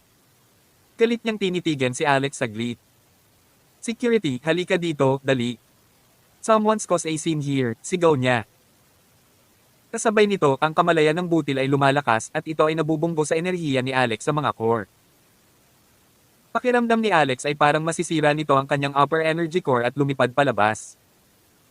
Nagdulot ito ng takot kay Alex. Kung lalabas talaga, hindi lang masisira ang energy core niya, baka sumakit din ang ulo niya. Nagdesisyon si Alex sa isang iglap. Hoy, be asterisk ka. Ano ba ang nangyayari?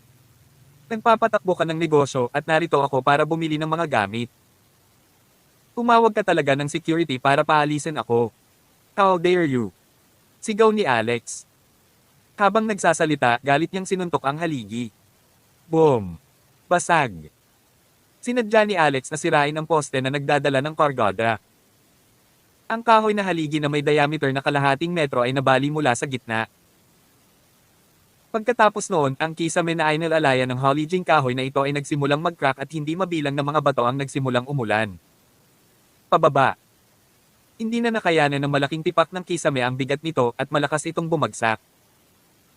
Nang makita ito ng babaeng sales assistant, napasigaw siya sa takot habang nanghihina ang mga tuhod. Hindi man lang sumipa ang kanyang basic human instincts na tumakas. Samantala, tulala rin ang tatlong security guard na ipinatawag ng sales assistant ng sila ay. Nasaksihan ang eksenang ito habang nagmamadali sila. Kalokohan. Ano ang nangyayari?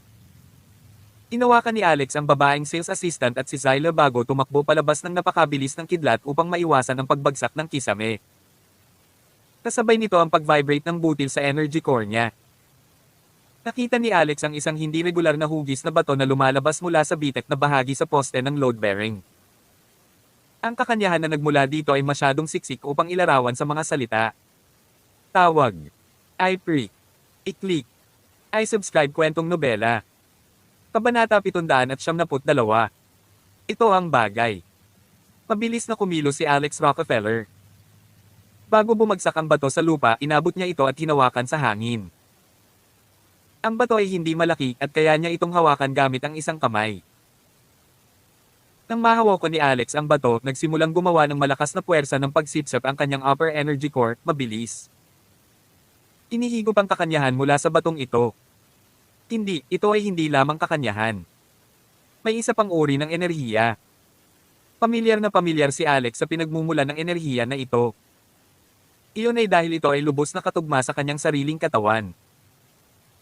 Ito ay tiyak na ang enerhiya ng Chi na may katangian ng kidlat na binago ng kanyang sariling force. Ang batong ito ay naglalaman ng napakalaking halaga ng enerhiya ng katangian ng kidlat. Isang di masusukat na dami ng essence at enerhiya ang buzz sa upper energy core ni Alex. Maging si Alex mismo ay nabigla. Paanong ang isang maliit na piraso ng bato ay naglalaman ng napakalaking enerhiya? Ito ba ay isang bloke ng enerhiya mula sa Transformers? Ngunit hindi nagtagal ay nakatuklas ng isa pang problema si Alex. Matapos ang dagat ng enerhiya ay sumugod sa kanyang enerhiya core, 70% nito ay inihigop ng mahiwagang butil na nag-iiwan sa kanya ng halos 10%. Ngunit hindi dapat maliitin ng isa ang 10% na ito ng enerhiya. Ang tatlong energy core ni Alex, ang upper, middle at lower energy core, ay napuno sa isang kisap mata. Ang sobrang lakas na ngayon ay dumaloy sa kanyang mga ugat. Ang ilan ay naglakbay pa sa kanya. Acupuncture points at sa kanyang balat at buto. Sobrang sakit. Ang pamamanhid ay naramdaman ni Alex na parang may kuryenteng bumabalot sa kanyang buong katawan. The Force, activate. Agad na umupo si Alex na naka-cross legs at galit na pinaandar ang kanyang cultivation stance. Sa pamamagitan ng kanyang panloob na paningin, nakikita niya ang butil sa loob ng kanyang energy core na kumikinang ng maliwanag. Noong nakaraan, hindi siya makakita ng malinaw dahil ang butil ay tila magulo at puno ng ambon. Pero ngayon, napakalinaw na niya ngayong naging transparent na ito. Mayroong hindi mabilang na mga gintong rune sa loob. Natigilan sandali si Alex. Pakiramdam niya ay nakita niya ang mga rune na ito sa kung saan. Pagkatapos mag-isip ng mabuti, napagtanto niyang nakita niya ang mga rune na ito sa isa sa mga kabanata sa Ultimate Book of Medicine. Ang mga ito ay sinaunang Buddhist anteng-anteng. Ito kaya ay isang Buddhist na kayamanan. Lihim na naalarma si Alex. Kasabay nito, nakikita niya ang hindi mabilang na mga sirang Buddhist anteng-anteng na nakagrupo. Magkasama ng makapal sa loob ng butil. Karamihan sa kanila ay malubhang nahati. Gayunpaman, pagkatapos na masipsip ng butil ang isang malaking halaga ng enerhiya, ang mga fragment ay tila dahan-daang naaayos. Ito ba ay isang sirang espiritual na kasangkapan? Hindi, ang mga espiritual na kasangkapan ay hindi maiimbak sa loob ng energy core ng isang tao. Ito ay mas malamang na isang espiritual na kayamanan. Ang mga espiritual na kayamanan ay mas mataas na grado ng mga bagay kaysa espiritual na mga kagamitan. Hindi mapigilan ni Alex na makaramdam ng init sa kanyang puso. Sabik siyang makita kung anong sorpresa ang naghihintay sa kanya pagkatapos ayusin ang butil. Ginoo. Rockefeller, Ginoong Rockefeller. Tawag ni Zyla ng ilang beses matapos niyang makita si Alex na nakaupo sa lupa. For some reason, nagulat siya. Sa sandaling iyon, nararamdaman ni Alex ang enerhiyang inilalabas sa buong katawan niya. Agad niyang hinawakan si Zyla at pilit na hinayla palapit sa kanya. Umupo. Nabigyan ka ng pagkakataon ngayon. Itinaas ni Alex ang kanyang kamay at idiniin ito sa gitna ng dibdib ni Zyla. Ulalas ni Zyla. Pulang pitch ang mukha niya. Hindi ito isang lugar na basta na lang mahawakan ng isang tao. Pero si Zyla ay nararamdaman niya ang isang malakas na bug zone ng enerhiya na inilipat sa kanyang mga ugat sa pamamagitan ng palad ni Alex. Is this enlightenment? Natigilan si Zyla. Tumingin siya ng malalim kay Alex at hindi na nagpumiglas. Nagsimula ng mabilis na ayusin ng kanyang katawan ng sarili. Dati, may mga side effect na naiwan mula sa pagpapahirap ng demonyong Wisteria Fittes. Ngayon, bumabalik na ang kanyang kabataan. Ang kanyang mukha ngayon ay parang kung paano ito bago ang insidente sa katunayan siya ay tumingin kahit na mas perpekto. Kabanata 773. Hindi nagtagal na alarma ang namamahala sa House of Treasures at sumugod siya upang tingnan ang mga bagay-bagay. Nang makita niyang sira na talaga ang haligi ng kanilang gusali, natigilan siya sa mismong lugar. Anong nangyayari dito? Sino ang gumawa nito? How dare he demolish the House of Treasures? Ang lakas ng loob niya. Sinong gumawa nito? Halika na agad. Galit na nagtatalon-talon ang manager habang sumisigaw. Sa sandaling iyon, itinuro ng babaeng sales assistant si Alex Rockefeller. Siya ito. Binasag niya ang haligi ng A. Solong suntok. Medyo baliw ang taong ito. Kanina tinanong niya ako kung binibenta ba itong haligi. Nang sabihin ko sa kanya na hindi, sinira niya ang haligi. Napatulala ang manager at ilang iba pa nakakadating lang nang marinig nila ito. Ang House of Treasures ay nasa negosyo ng hanggang 1 siglo. Walang sino man ang gustong bumili ng kanilang load-bearing pillar dati. Ano pa kaya ito kung hindi sinasadyang magdulot ng gulo? Galit na galit ang manager at sinipa niya kaagad si Alex. Ngunit sa huli pinalipad siya pabalik sa pamamagitan ng isang malakas na puwersa ng pag-urong. Natigilan lahat ang sales assistant at mga customer na katabi niya. Tinuro ng isang babae na parang elementarya sina Alex at Zyla Stormer. Huwag mo silang hawakan. Nagpa-practice sila ng Dragon Lady's Heart Sutra at nagsimula siyang sumigaw. Nataranta ang lahat. Mabilis siyang hinailan ng ina ng batang babae palayo upang hindi siya makalapit at pinigilan din niya ang maliit na batang babae sa pagbubuga ng katarantiduhan. Malungkot na bumangon ang manager. Papaalisin na sana niya sa mga security guard sina Alex at Zyla nang may isang customer na tinuro si Zyla. Kay, alam ko kung sino siya. Siya si Princess Zyla mula sa pamilya Stormer ng Michigan. Nagulat ang manager. Hindi na siya maglalakas loob na magbigay ng utos. Pagkaraan ng mahabang panahon, ang bato sa kamay ni Alex ay nadurog ng husto. Nabawi din ng butil sa kanyang energy core sa dating nakatago nitong estado. Inalis din ni Alex ang kamay niya sa chest pressure point ni Zyla. May pabango pa rin iyon pati na rin ang nalalabing sensasyon ng hawakan ni Alex. Bagamat medyo nahihiya si Zyla, naramdaman niya ang kanyang sobrang lakas ng pag-iisip pati na rin ang lumalakas na puwersa sa loob ng kanyang katawan. Oh my God! Umakyat na ako sa susunod na antas. Mahinang bulalas ni Zyla. Pagkatapos noon ay mabilis niyang tinakpan ang bibig at tumingin kay Alex na may pagtataka sa mukha. Sa katunayan, sumulong siya ng 2 antas sa isang pagkakataon. Siya ay nasa isang hindi pangkaraniwang mabuting kalagayan. Asterisk. Si Richit. Asterisk. Sa sandaling ito, nagsimulang magsalita ang manager. MS. Stormer, ito. Kayong mga. Ano ang nangyayari? Ang haligi ng aking tindahan. Tumigil ka na sa pagsasalita. Ako ang ganap na mananagot para sa lahat ng pagkalugi na naranasan mo sa tindahan ngayon. Babayaran kita ng 10 times the amount, agad na sabi ni Zyla. Actually, ayaw ng manager ng compensation. Pagkatapos ng lahat, ang House of Treasures ay nasa negosyo sa loob ng maraming taon. Ang may-ari ay isa ring mayaman at makapangyarihang tao. Hindi lang kinaya ng manager ang ugali ni Zyla. Ngayong sinabi ni Zyla na handa siyang bayaran sila ng 10 beses ng halaga bilang kabayaran, ipinakita nito kung gaano siya kas-ensero. Kaya naman mabilis na sumagot ang manager. Hindi, ayos lang. MS Stormer, baka nagbibiro ka.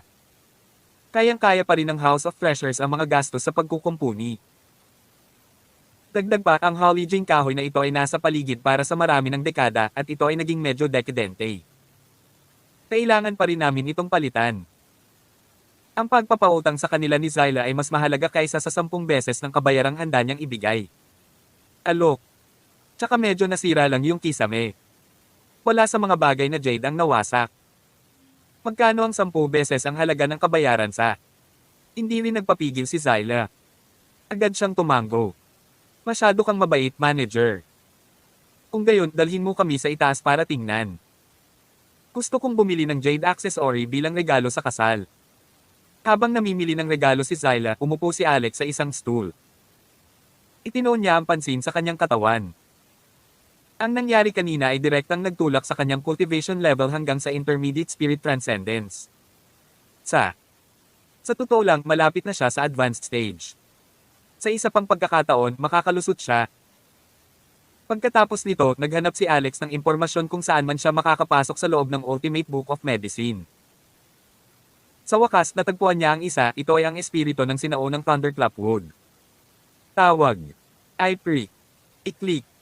I-Subscribe kwentong nobela. Kabanata 774. Pagkatapos gumawa ng paghahambing sa impormasyong nakapaloob sa loob, natitiyak ni Alex na ang bagay na nakuha niya mula sa haligi ay ang diwa ng Thunderclap Wood. Ito ay isang napakabihirang item. Karaniwang Thunderclap Wood ay halos mamatay pagkatapos tamaan ng kidlat. Samantala, ang mga espiritong tulad nito ay nangangailangan ng puno na makatiis ng 1,000 taon ng pagtama ng kidlat. Ang buong puno ay naglalaman ng enerhiya ng mga katangian ng kidlat. Pagkatapos nito, ang isang puno ng puno ay ipanganak na kung saan ay magiging puro sa isang espiritu. Ito ay tunay na magandang bagay.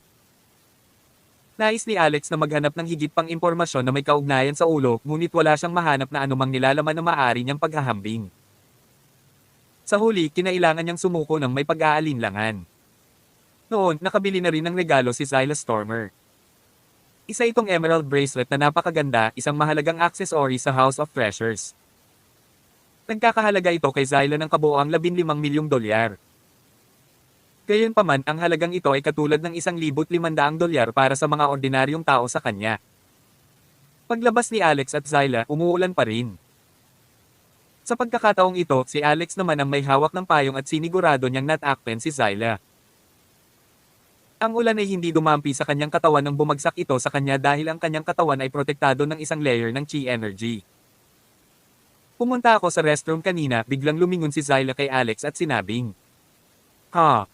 Natigilan sandali si Alex. "Bakit mo sinasabi sa akin na nagpunta ka sa banyo? Yayayain mo ba akong sumama sa iyo?" Isip ni Alex. Tumingin ako sa salamin at nakita kong bumalik na ang itsura ko. "Kung tutuusin, mas maganda pa ang itsura ko kaysa dati," Zyla said.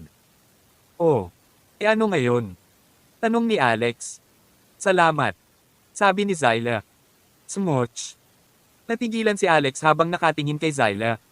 "Ikaw. Ikaw lang ang dapat magpasalamat sa akin. Bakit mo ako hinalikan?" "I'm not the casual kind of guy," sabi ni Alex. Nanlamig ang ekspresyon ng mukha ni Zyla. "Ako. Hindi rin ako basta-basta na babae." Naramdaman ni Alex na may hindi tama sa sitwasyong ito. Ang mga kababaihan ng pamilya Stormer ay may kasaysayan ng mga pagkakasala. Dati, si Zendaya Stormer ay nagdroga sa kanya at nagnakaw ng marami sa kanyang mga tamad nang hindi siya mapalaban. Kung biglang ginawa ni Zyla ang parehong bagay, hindi ba ito ay isang kaayla hilakbot na paulit-ulit na pagkakasala? Sa makatuwid, ang mga malungkot na bagay na tulad nito ay nararapat mangyari hanggat maaari, hindi kailangan ni Alex na iwasan ang mga bagay na tulad nito hanggat maaari. Saglit na nag-iisip si Alex at magsasalita na sana nang magsimulang magsalita si Zyla. "Nais ko lamang na ipakita sa iyo na ako ay nagpapasalamat. Huwag mong gawin ito sa maling paraan," sabi niya. Tumanggo si Alex. "Nakita ko. Kung ganoon, magaan ang loob ko." Muling nanigas ang mukha ni Zyla. Nagsisimula na siyang magduda sa sarili niyang alindog. Mabilis na lumipas ang oras at tuluyang nagdilim ang langit. Nakaupo si Alex sa Ferrari ni Zyla nang ihatid siya nito sa pamilya ng Stormer ng Michigan sa estilo. Nang nasa loob na sila, naramdaman ni Alex ang ilusyon na nasa isang imperial na tahanan. Ito ay masyadong maluho at maluho. Gayunpaman, nagsimulang makaramdam ng kaunting pagkabalisa si Alex. Malapit na niyang makilala si Zendaya at sinusubukan niyang malaman kung ano ang una niyang sasabihin kapag nagkita sila. "Hi, Zendaya. I came to see kung buntis ka sa anak ko." "No way. It was too direct." "Zendaya, I'd like to hear you sing just like you did that night on the boat." "Nako, ito ay masyadong normal. Noong gabing iyon, gumamit ka ng labis na droga. Hindi ako naging malay. Bakit hindi natin subukang gawin itong muli ng walang droga?" Ito ay nagkaroon ng maraming potensyal na problema." Sa huli, habang tahimik na inakay ni Zyla si Alex sa kwarto ni Zendaya, isang figure ang biglang bumaba mula sa langit. Ito ay walang iba kundi ang ama ni Zendaya, si Kazam Stormer. "Zyla, anong balak mo?" tanong ni Kazam. Titingnan ko lang si Zendaya. Dinalhan ko siya ng regalo," sabi ni Zyla. Tiningnan ni Kazam ang nakababatang kapatid na babae pataas baba bagong umuso. Dama po ang tingin niya kay Alex. Baka sa mga mata niya ang galit. "Bata, may kakayahan ka. Nagawa mo talagang mapalapit sa kapatid ko. Ngunit sino ang nagbigay sa iyo ng lakas ng loob na pumunta sa lugar ng pamilya Stormer? Mukhang hindi mo man lang pinapansin ang sinabi ko sa iyo noong nakaraan. Gusto mo pa pamasahin ang isang bagay ng hindi binabayaran." Kabanata 775. Tiningnan ni Alex Rockefeller ang matandang lalaki na ito. May bahid ng kalungkutan sa kanyang mga mata.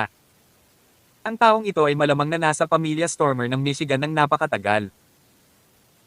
Akala niya talaga bilang isang prinsipe siya ay mababa lamang sa isang tao, ngunit higit sa lahat. Palagi ang paraan ng pagsasalita niya ay naging dahilan kung bakit siya mukhang mayabang at may pagkiling. "Ginastos ko ba ang pera mo sa sarili ko dati?" tanong ni Alex. "Magpapakatanga ka pa ba sa akin? Binata, hindi ka ba maaaring maging walang hiya? Ang tseke ba ay nagkakahalaga ng $300 milyong na ibinigay ko sa iyo para sa kabilang buhay?" Galit na sabi ni Kazam Stormer. Mukhang nagulat si Zyla Stormer na nasa tabi nila. Medyo nalilito pa rin siya sa sitwasyon. "Oh, sinadya mo yang pera."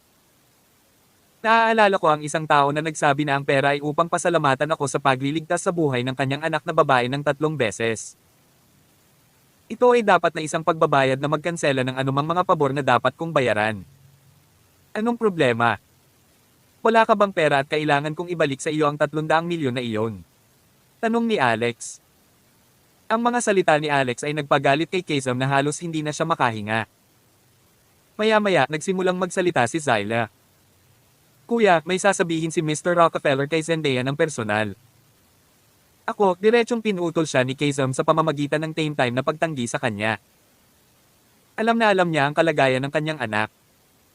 Nitong mga nakaraang araw, huminto pa nga si Zendaya Stormer sa pagkain o pag-inom. Kung makikita niya si Alex, tiyak na tatakasin niya ito.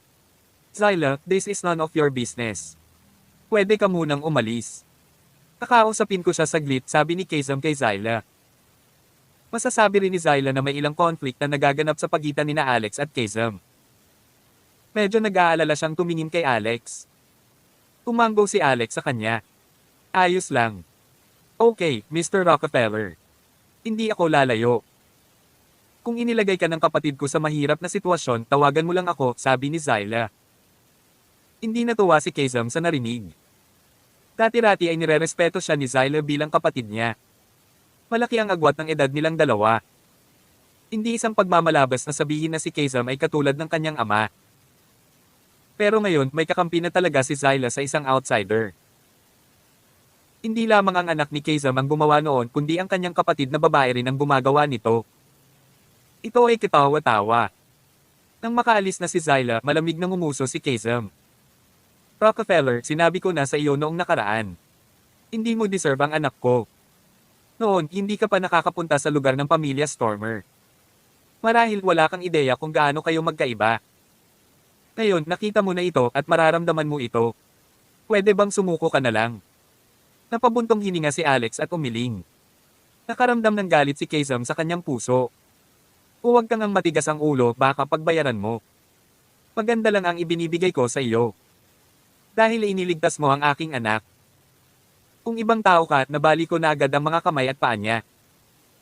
Kung tutuusin, baka pinatay ko pa siya at inilibing. Maniniwala ka ba? Relock mo ba si Zendaya? Tanong ni Alex. Kumunot ang noo ni Kazam. Wala itong kinalaman sa iyo. Alex, inaamin ko na mayroon kang ilang mga kakayahan at ilang mga kasanayan din. Gayunpaman, medyo mas malakas ka lang kaysa sa mga normal na tao. Dapat mong maunawaan ang isang bagay. Ang mga tao ay ipinanganak na iba. Ang ilan ay ipinanganak na mahirap habang ang iba ay ipinanganak na mayaman. Ang mga bagay na nakasulat sa mga libro tungkol sa lahat ng tao sa pagiging pantay ay pawang kasinungalingan. Pag-isipan mo. Paano ang isang prinsesa mula sa isang maharlikang pamilya ay kapareho ng isang anak ng magsasaka? Talagang may pagkakaiba. Gayunpaman sa pagsusumikap, ang puwang na ito ay maaaring eye level, sabi ni Alex. Umawa ng malakas si Kazam at umiling. Masyado ka pa ring walang muwang. Hindi pa ba sapat ang masisipag na tao? Itong mundo. Ang mga janitor sa mga lansangan ay nagsimulang magtrabaho sa alas 4 ng umaga at sila ay nakakaalis lamang sa trabaho at umuwi ng alas 9 ng gabi. Hindi ba sila masipag? Kakayanin kaya nila ang tumira sa isang villa? Napaisip si Alex saglit. Hindi ako janitor. Ang layunin ng pagpatay ni Kazam ay natipon saglit ngunit ito ay nagkalat sa huli. Umalis ka na. Sa iyong mga kakayahan, makakahanap ka ng magandang babae sa mundo. Sa katunayan, hindi dapat maging problema para sa iyo na makuha ang iyong sarili sikat na female celebrity din. Maaari kang mamuhay ng tahimik kasama ang iyong asawa at magkaroon ng mga anak. Tumigil sa pangangarap. Aking anak na babae ay malapit ng maging bahagi ng pamilya Coleman ng Missouri. Ikakasal siya kay Kristen Coleman, ang pinakabatang eksperto sa Earth sa Amerika at ang pinakabatang Grandmaster sa hinaharap. Kung patuloy mong ginugulo si Zendaya, walang makakapagligtas sa iyo, sabi ni Kazam. Malamig na tumawa si Alex. Ang pinakabatang eksperto sa Earth. Isang bluff lang iyon. Ikaw. Maniwala ka man o hindi, maaari kong baliin ang iyong mga paa ngayon din. Galit na galit si Kazam ngayon. Bakit hindi maintindihan ni Alex? Bukod dito, ang buong pamilya Stormer ay umaasa kay Zendaya upang mapabuti ang kanilang katayuan. Kung dumating si Alex upang sirain ang mga bagay para sa kanila, papatayin siya ng buong pamilya Stormer. Napabuntong hininga si Alex. Alam niyang imposibleng makita niya si Zendaya ngayong gabi maliban na lang kung pabagsakin niya si Kazam. Gayunpaman, maaaring maging sanhi iyon ng pamilya Stormer na bantayang mabuti ang Zendaya. Tawag. I-Freak. I-Click. I-Subscribe kwentong nobela. Kabanata 776. Ngunit sa sandaling iyon, isang nanginginig na boses ang narinig. Alex. Parang pamilyar ang boses.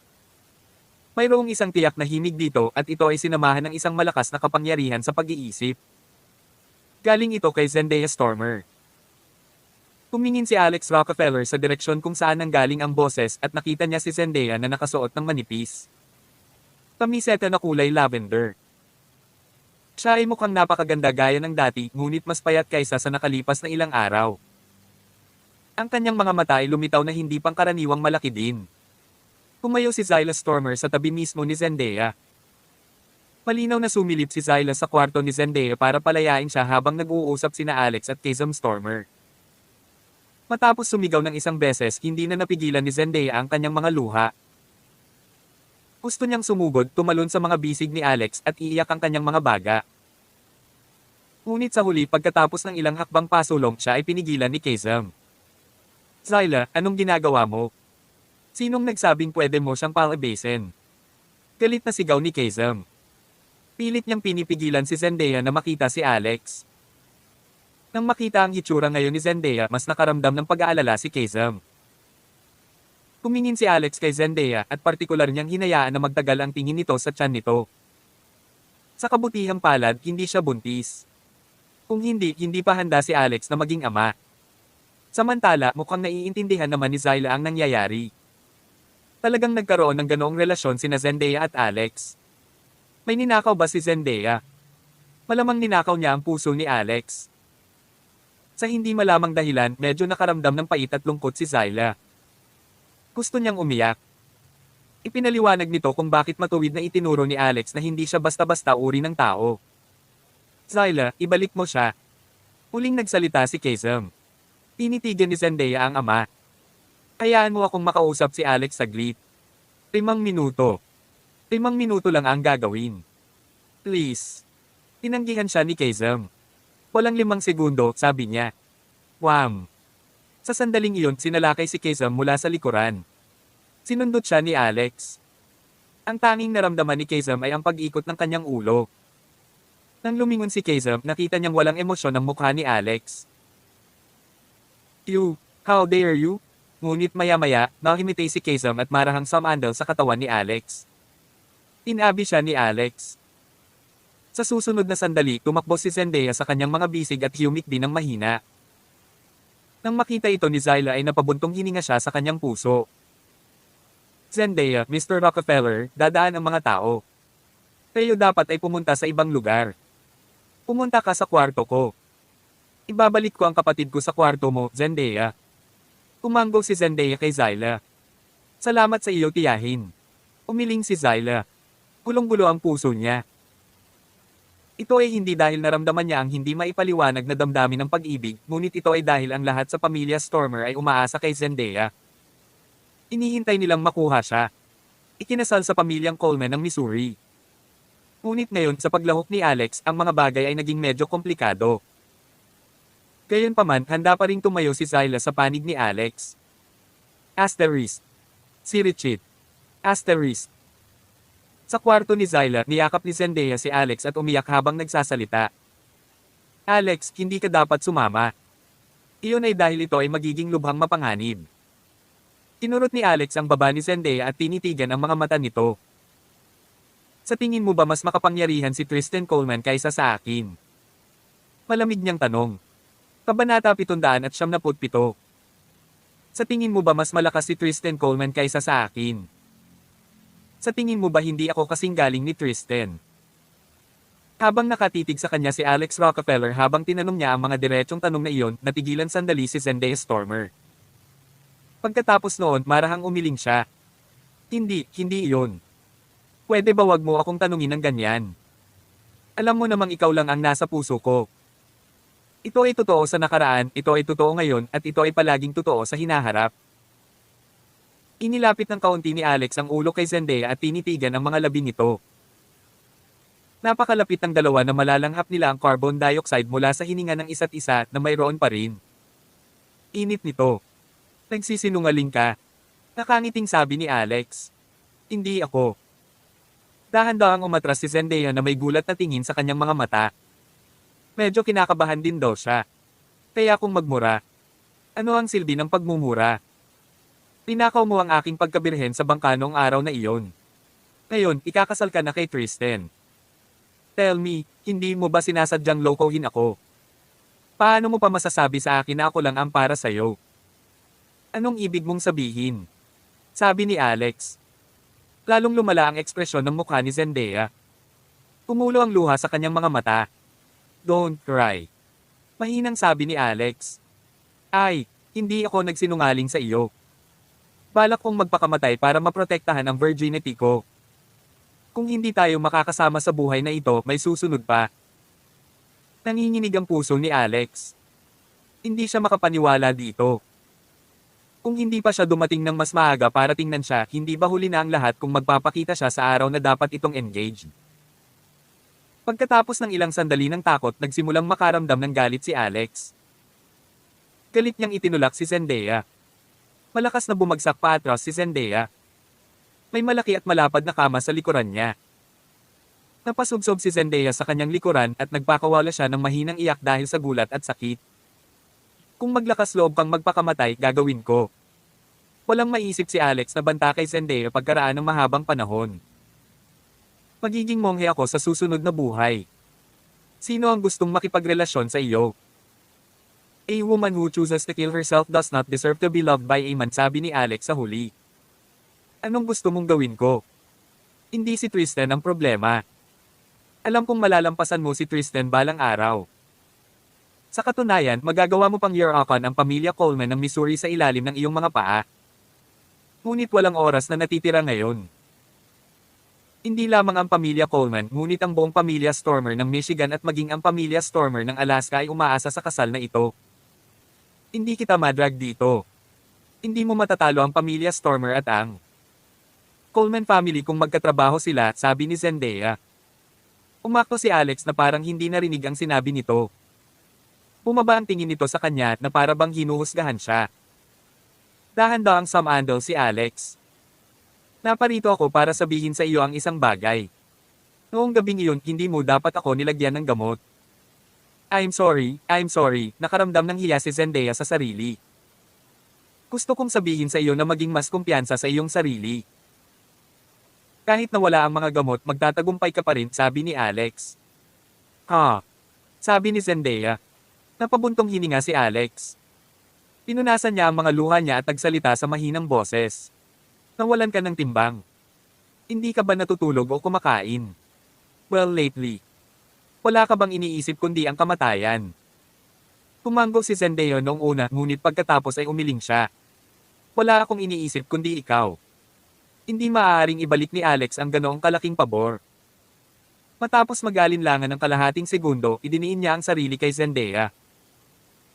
Kung ang babaeng nauna sa kanya ay si Waltz Floor, hindi siya magkukusa. Gayunpaman siya ay si Zendaya.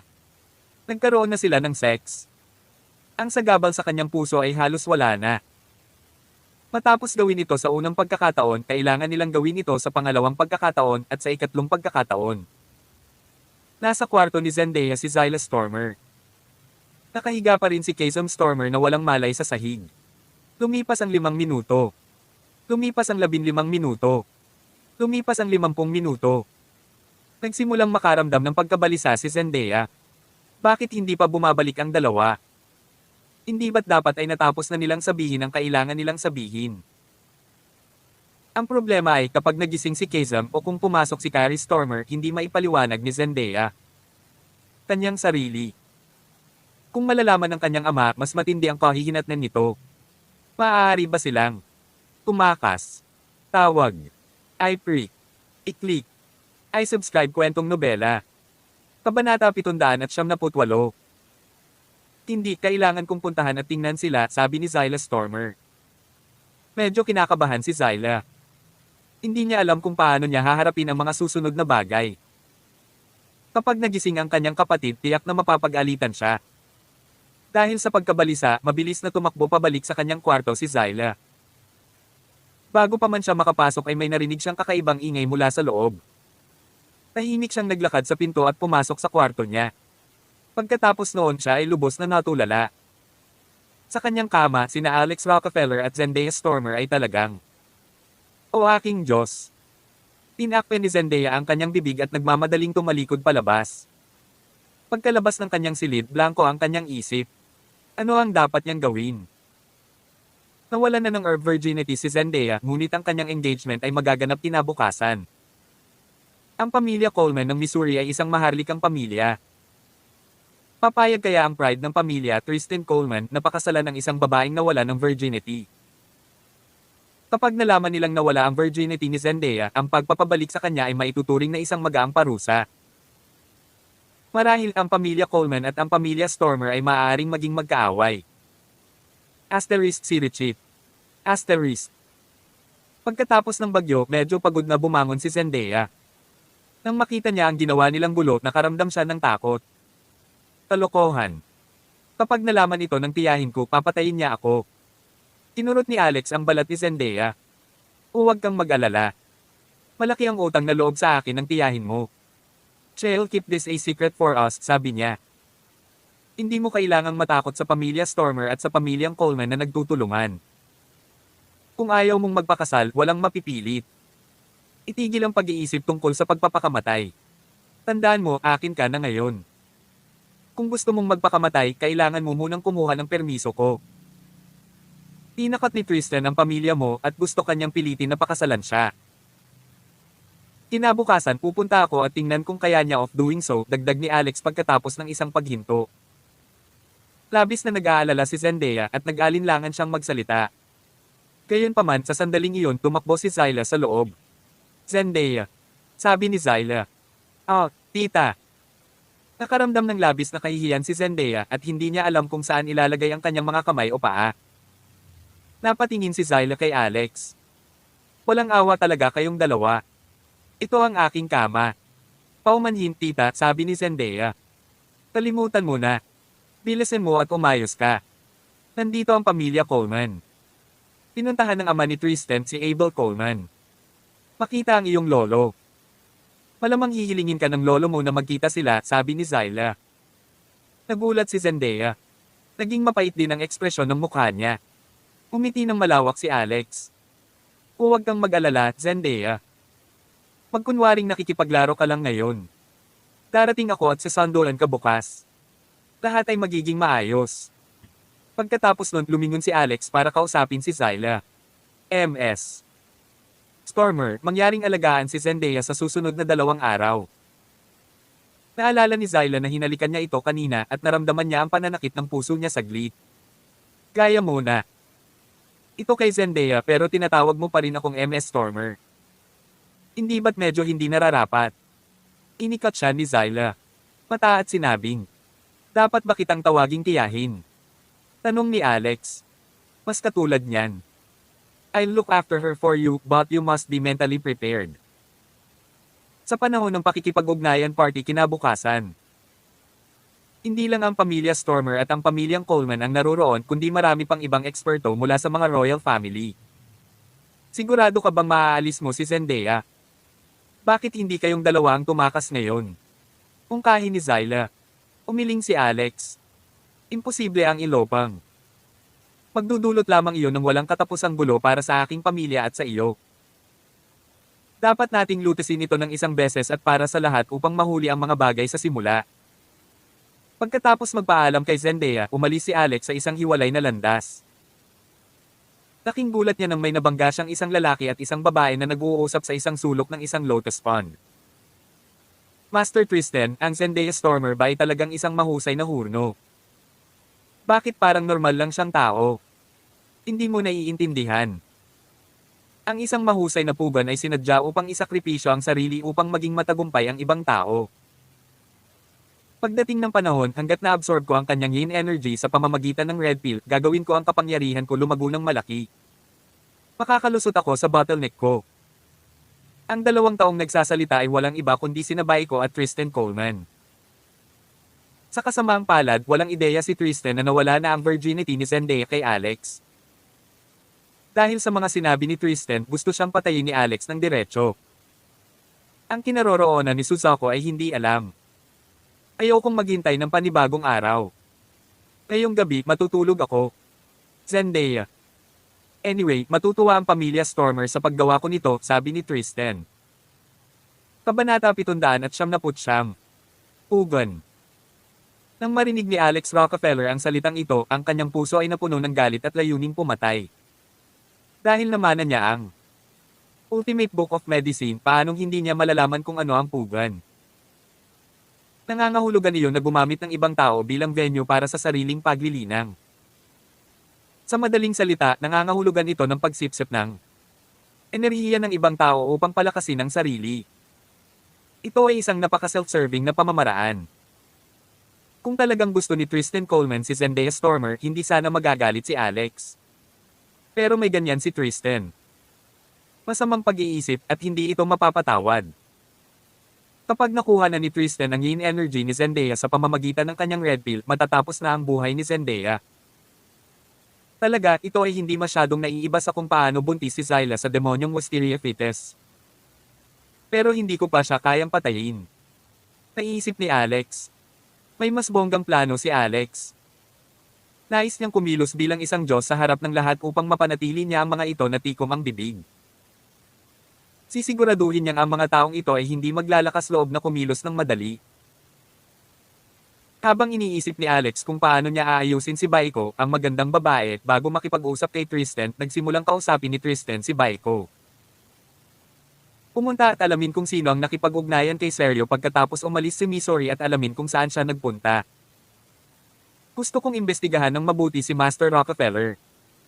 Sinadya ni Baiko na hanapin sina Sergio at Susako. So, ito talaga ang gusto niyang marinig. Agad na nagpaalam si Baiko kay Tristan at umalis na mag-isa. Nagtago si Alex sa dilim, natatakpan ng lahat ng aura sa kanyang katawan mula sa kanila. Halos haplosan ni Baiko ang kanyang balikat ngunit hindi niya naramdaman ang presensya nito.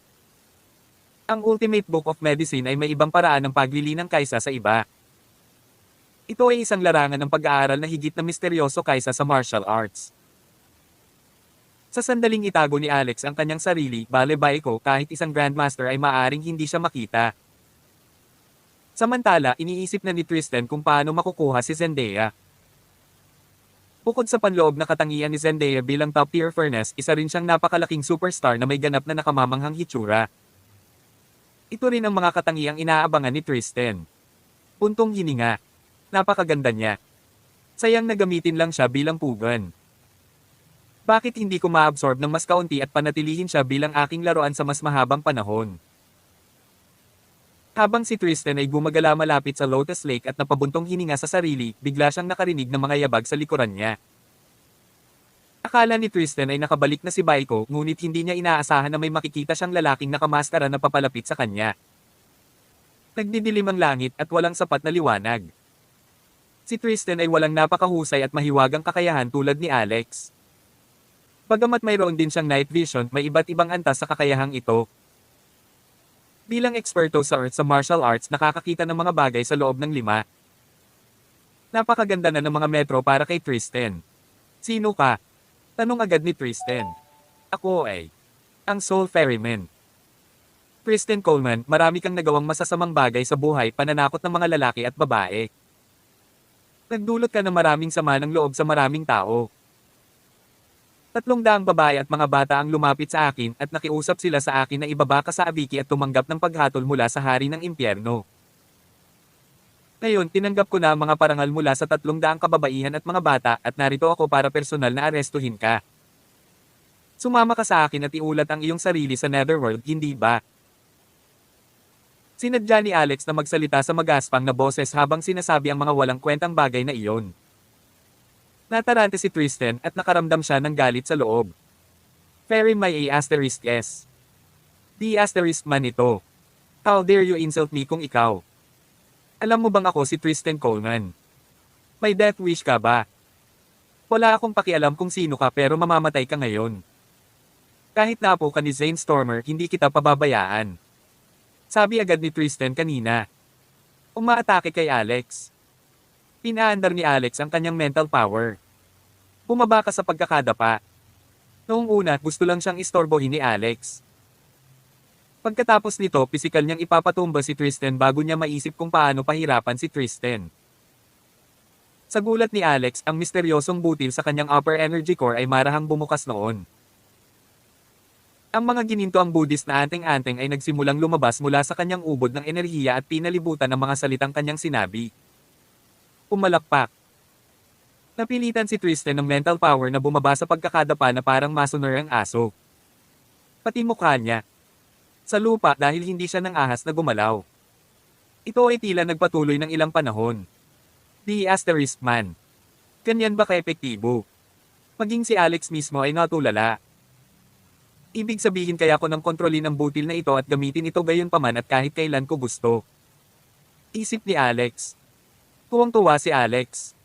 Hindi pa rin bumabangon si Tristan sa lupa. Parang sinadya niyang manatili doon sa buong buhay niya at hindi na muling bumangon. Ito ang super hypnosis. Ulalas ni Alex. Till then.